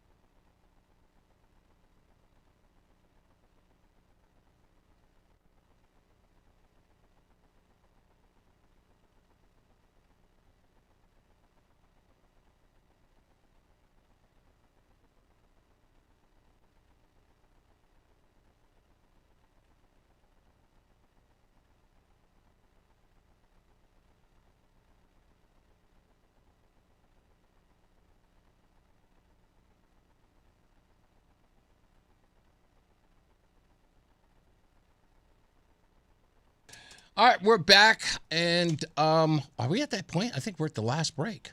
That's pretty much it, right? About to get up out of here. Oh, come on. You're trying to make me feel bad. So hungry. I told you, whatever you want afterwards. You want sushi, whatever. Yeah, look at that. There's an inquisitive look. And by the way, Matt, thank you for saying that. Matt says that thank you for getting me through the workday. And we appreciate it, man. We'll talk to you soon about doing that tax thing. That's going to be very, very helpful to a lot of people. So I'm going to be doing the Forged by Faith podcast today. I'm going to go film that at 7 o'clock. So I'll be doing that immediately after with those good folks. I got connected to them through our church at our bridge. What have you been thinking about church so far with Pastor Todd Williams on sabbatical? What's that been like for you? You feel like you're missing sort of, not that church has been bad, the community is there, but you miss him, because I miss him too. Yeah. Well, I'm actually hoping I make it on the worship team. That would be really cool for me. That is the reason why I was bringing that up. So Rozan is doing something pretty interesting. Backup singer. Putting my mediocre skills to work here. It is. Yeah, I think it's. I will admit, I'm a little surprised. I was a little surprised that you brought it up to me last week. Why? That I just wouldn't have not that I don't think you have the enthusiasm to do something like that. I just didn't expect you to want to do that. So when it came up, I was like, "Wow, okay." So Rozan wants to join what most people would call a choir. Rozan's joining the worship team, which in essence is the choir. It's a lot smaller. It's a lot smaller than a choir, but I don't know. I consider 7 people a choir. I think you can. Well, 7 people includes the drummer, the 2 guitarists, the keyboardist, and a couple of vocalists. So. Choir. What I would call a choir. But, you and I, which I think is strange for both of us, are getting into Christian music a little bit. You a little more than I am. But there are some songs that you played that I've actually come to enjoy. So this was kind of, I don't know, this is a kind of a move that I guess that you would expect from you because you're listening to it more. Uli, who is the music director of our church, gives off a vibe that almost makes you want to join in, if that makes sense. Uli is a rock star. He is a rocker. He reminds me a lot of my dad. He's got that same rocker vibe, that chill sort of cool guy, like not a braggadocious cool guy, but that, well, when he's around, he's there for the work, right? So everything else sort of comes with it. And his rock nature or his rock star image is in the performance, and then you hang out with him and you meet him, and he's such a chill guy. Yeah, he's so chill. Very mellow. Yeah. And that's what it is. So he really makes you want to be around him, sing with him when he's up there. For me personally, it's inspiring me to sort of I want to be taught, I want to be trained, I want to be directed and coached, right? And so that for me, you need a strong leader for that, a strong lead in. I used to love salsa, merengue, bachata because I had a strong male partner that I danced with. I love this relationship because I have a strong male leader. And I think for me personally, I don't know if this isn't true for everybody, but for me personally, I thrive better on strong, competent guidance and leadership. And if you're willing to take me on and guide me, I'm 100% on board. And Uli is very much, he just has that natural way about him. You know that he's going to guide you. You know that he's going to lead you and train you to be your best. And it's not in an attempt to make himself look better. It is because of a genuine love of the craft. Like I said, I think he's a good guy. I think he's a good guy for you to learn under. Yeah. I don't know how I feel, and not in a bad way. I just don't know. It's going to be strange sitting in the pews or sitting in the audience with you up on stage during, Well, it's not going to be for a while. I'm auditioning first. It's not. Yeah, that's true. It's not a no-cut a cappella group. You have to audition, and You know, What if you audition and you're not Don't good make it? enough? Yeah, would that Okay, first crush of all, your don't spirits? say not good enough because Sorry, But you know what I no, mean? What if I don't make it? You know, like if I don't make the will cut. that crush you? I think it would be a little bit of a blow to my ego, but understanding that it's just not where God wants me. And Okay. That's, my human nature is going to be bruised, but understanding, that God has a different place for me. That's Okay. Yeah. I would really be. I don't know how I would deal with it. If you weren't able to make it, I would You don't just. have to handle me with kid gloves. This Oh, isn't one it of would be those so things. difficult to do it. Yeah, no, this isn't one of those things where I would really need to be babied afterward. No. No, not in the least. No. Okay, all right. This is Just like hug me and be like, it's okay. But I know that this isn't something that's guaranteed. I'm trying to remember when I was a kid ever auditioning. I know I auditioned for this band in Forest Hills, Queens when I was a kid. And I wanted to be a drummer so bad, but then again, what inner city kid didn't think they could play the drums? We'd be banging on the Drumline? Yeah, no. We would be banging on the school tables and stuff like that. And I thought that I could be a drummer, of course. I didn't know one famous drummer ever. I just knew that I bang on the table like an idiot. And then somebody put a pair of chopsticks in my hands, and I understood. I think my first lesson was understanding what the word paradiddle meant. And I was like, what's that? And they was like, you don't know what a paradiddle is? I'm like, no, yeah. And that, as soon as I did, and then found out that there was actual structure that I had to learn in order to do that, I'm just like, no, I sort of looked at drumming in a very infantile way. Yeah, exactly. I looked at it. Pound on things. Is there any way we can do drumming the way that I did at 6 years old with my mother's pots and pans? That is the drumming I'm talking about. Right. And I didn't understand that there were certain structures. You look at him, Roland with his drumsticks right there. Yeah, thank you. Way to make me feel worse. Okay, so he can drum. But I had to deal with that. So now you understand what it feels like to be called a good backup singer. No. No, don't I wasn't told. me. Listen to me. No one ever told me I was a good backup drummer. No, they just told you. No, you're not a good drummer. It's not for you, kid. This ain't for you, kid. But that Forest Hills band,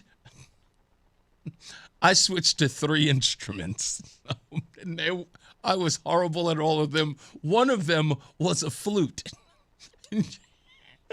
Those fingers trying to play a flute? My What, biggest you're problem pressing was 3 holes at the same time. You know what my biggest problem was on the flute? I couldn't get the stupid thing. I couldn't. Do that again? I couldn't get it to make the noise. What's the noise? I love it. I couldn't do it. I couldn't figure it out. I was turning all different ways. They were like, couldn't do it. Driving me up the wall. Could you play the Coke bottle, though? No, that I can do. Yeah, that's easy. It was so ridiculous and I really, really wanted to be a member of the band, not because I was like some nerd. You could have played the tambourine or the triangle. The cymbal. All right, first of all, I saw that job. I saw that as probably the most pathetic gig that I could. Nothing against those who have done it. By the way, if you've done it, you're going to be mad at me for making fun of you. I'm not making fun of you. I'm just saying that wasn't what I wanted to be. I wanted to be a member of the band, and I wanted to be a significant member. I'm not saying. See, I'm only getting myself in worse trouble. Ding. Yes. I couldn't have done any of that. I really wanted something more significant. I thought that I could. It's the reason why I don't play guitar. It's the reason why I don't play the trumpet. I can't do the piano. I can't do any of it because I 100%. Oh God, I'm dead. I love horrible. It. Listen. Horrible at playing instruments. I want instruments. you to know I love you so much because several weeks ago, all I did was brag about how you are good at everything you That's touch. Right. And then, what's the sound it makes? Hoot. You can't do the hoot.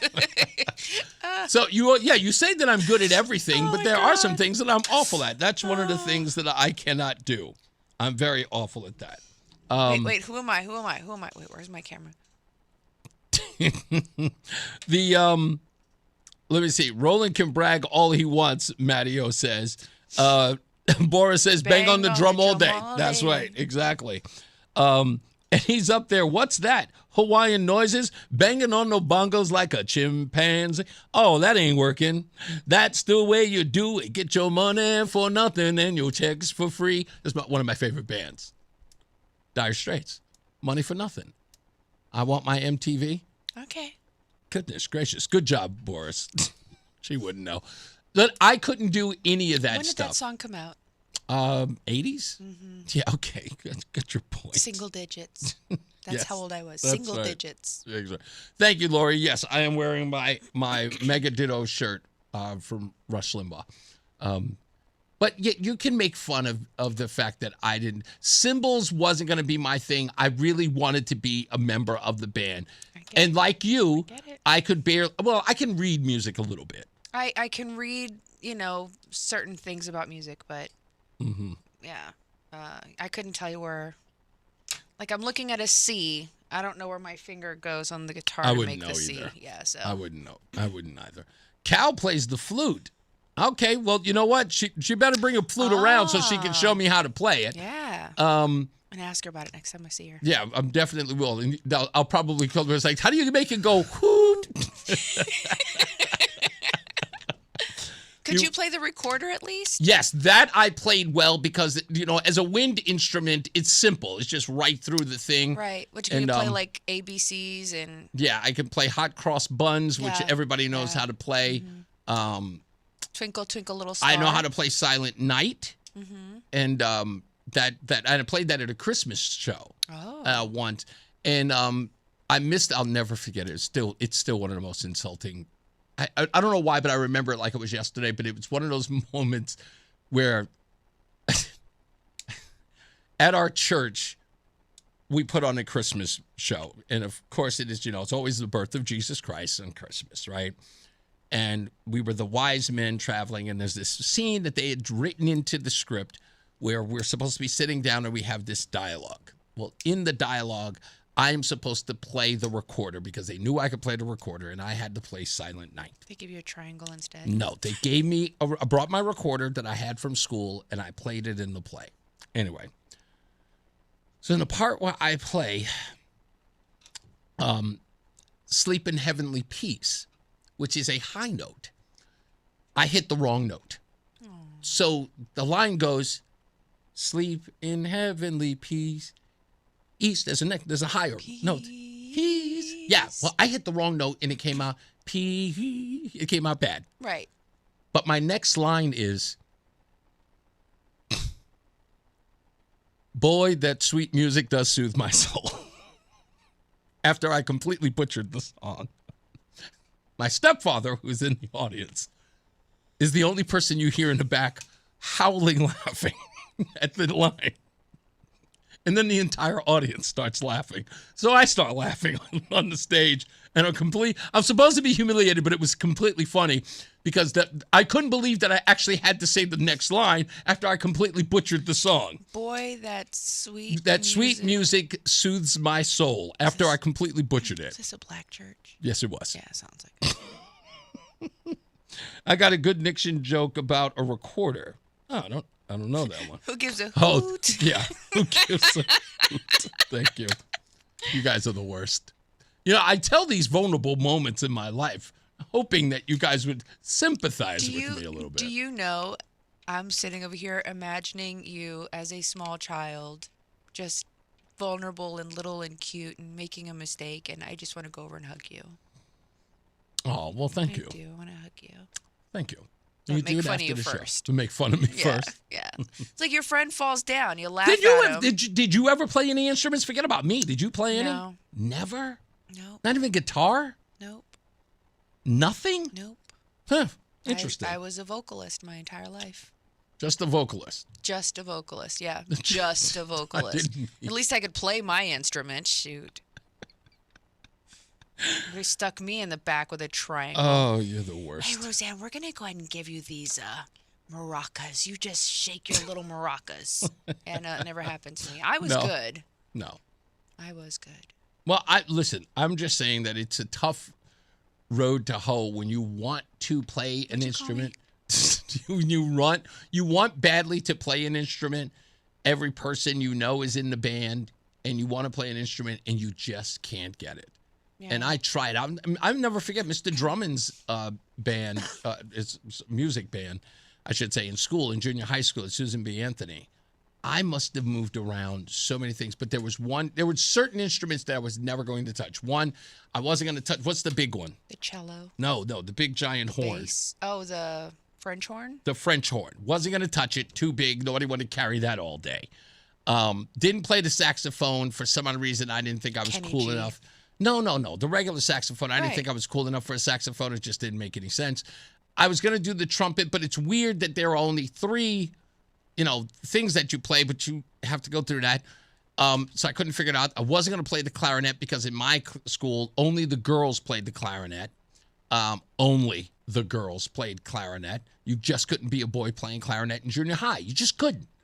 So I picked the only instrument I could, and I loved every bit of it. And it's the only instrument that I'm good at. And today, I can still play it better than anybody. The trombone. You can play the trombone? Very well. Very well. Why am I only learning this about you? Because it's the trombone. Why don't we have a trombone in our apartment? I don't know. Probably because I don't want to play it and it's too loud. But yes, I can play the trombone. I can play it well. It's the only instrument I can play. And I don't know how I took to it. Yeah, the sliding one. Yes, that's the one. We got to get up out of here. You learned something new. Look at that, huh? As I always say, radio is free, so we thank you for paying attention. Remember to keep JC in your hearts and in your mind. Sean Patrick, we love you and we miss you. Remember that panic is not planning, so plan your work and work your plan. Me, I'm Reese on the radio. She is Rozan on the radio. Say goodnight, Rozan. Good night, Rozan. Have a good night and a pleasant tomorrow. We'll see you back here Monday, if there is a Monday. Mark Christopher is back. He's going to get you home. He is in the BPS Lawyers Traffic Center. Why would you say that? Donald Trump. It's Donald Trump. That's why.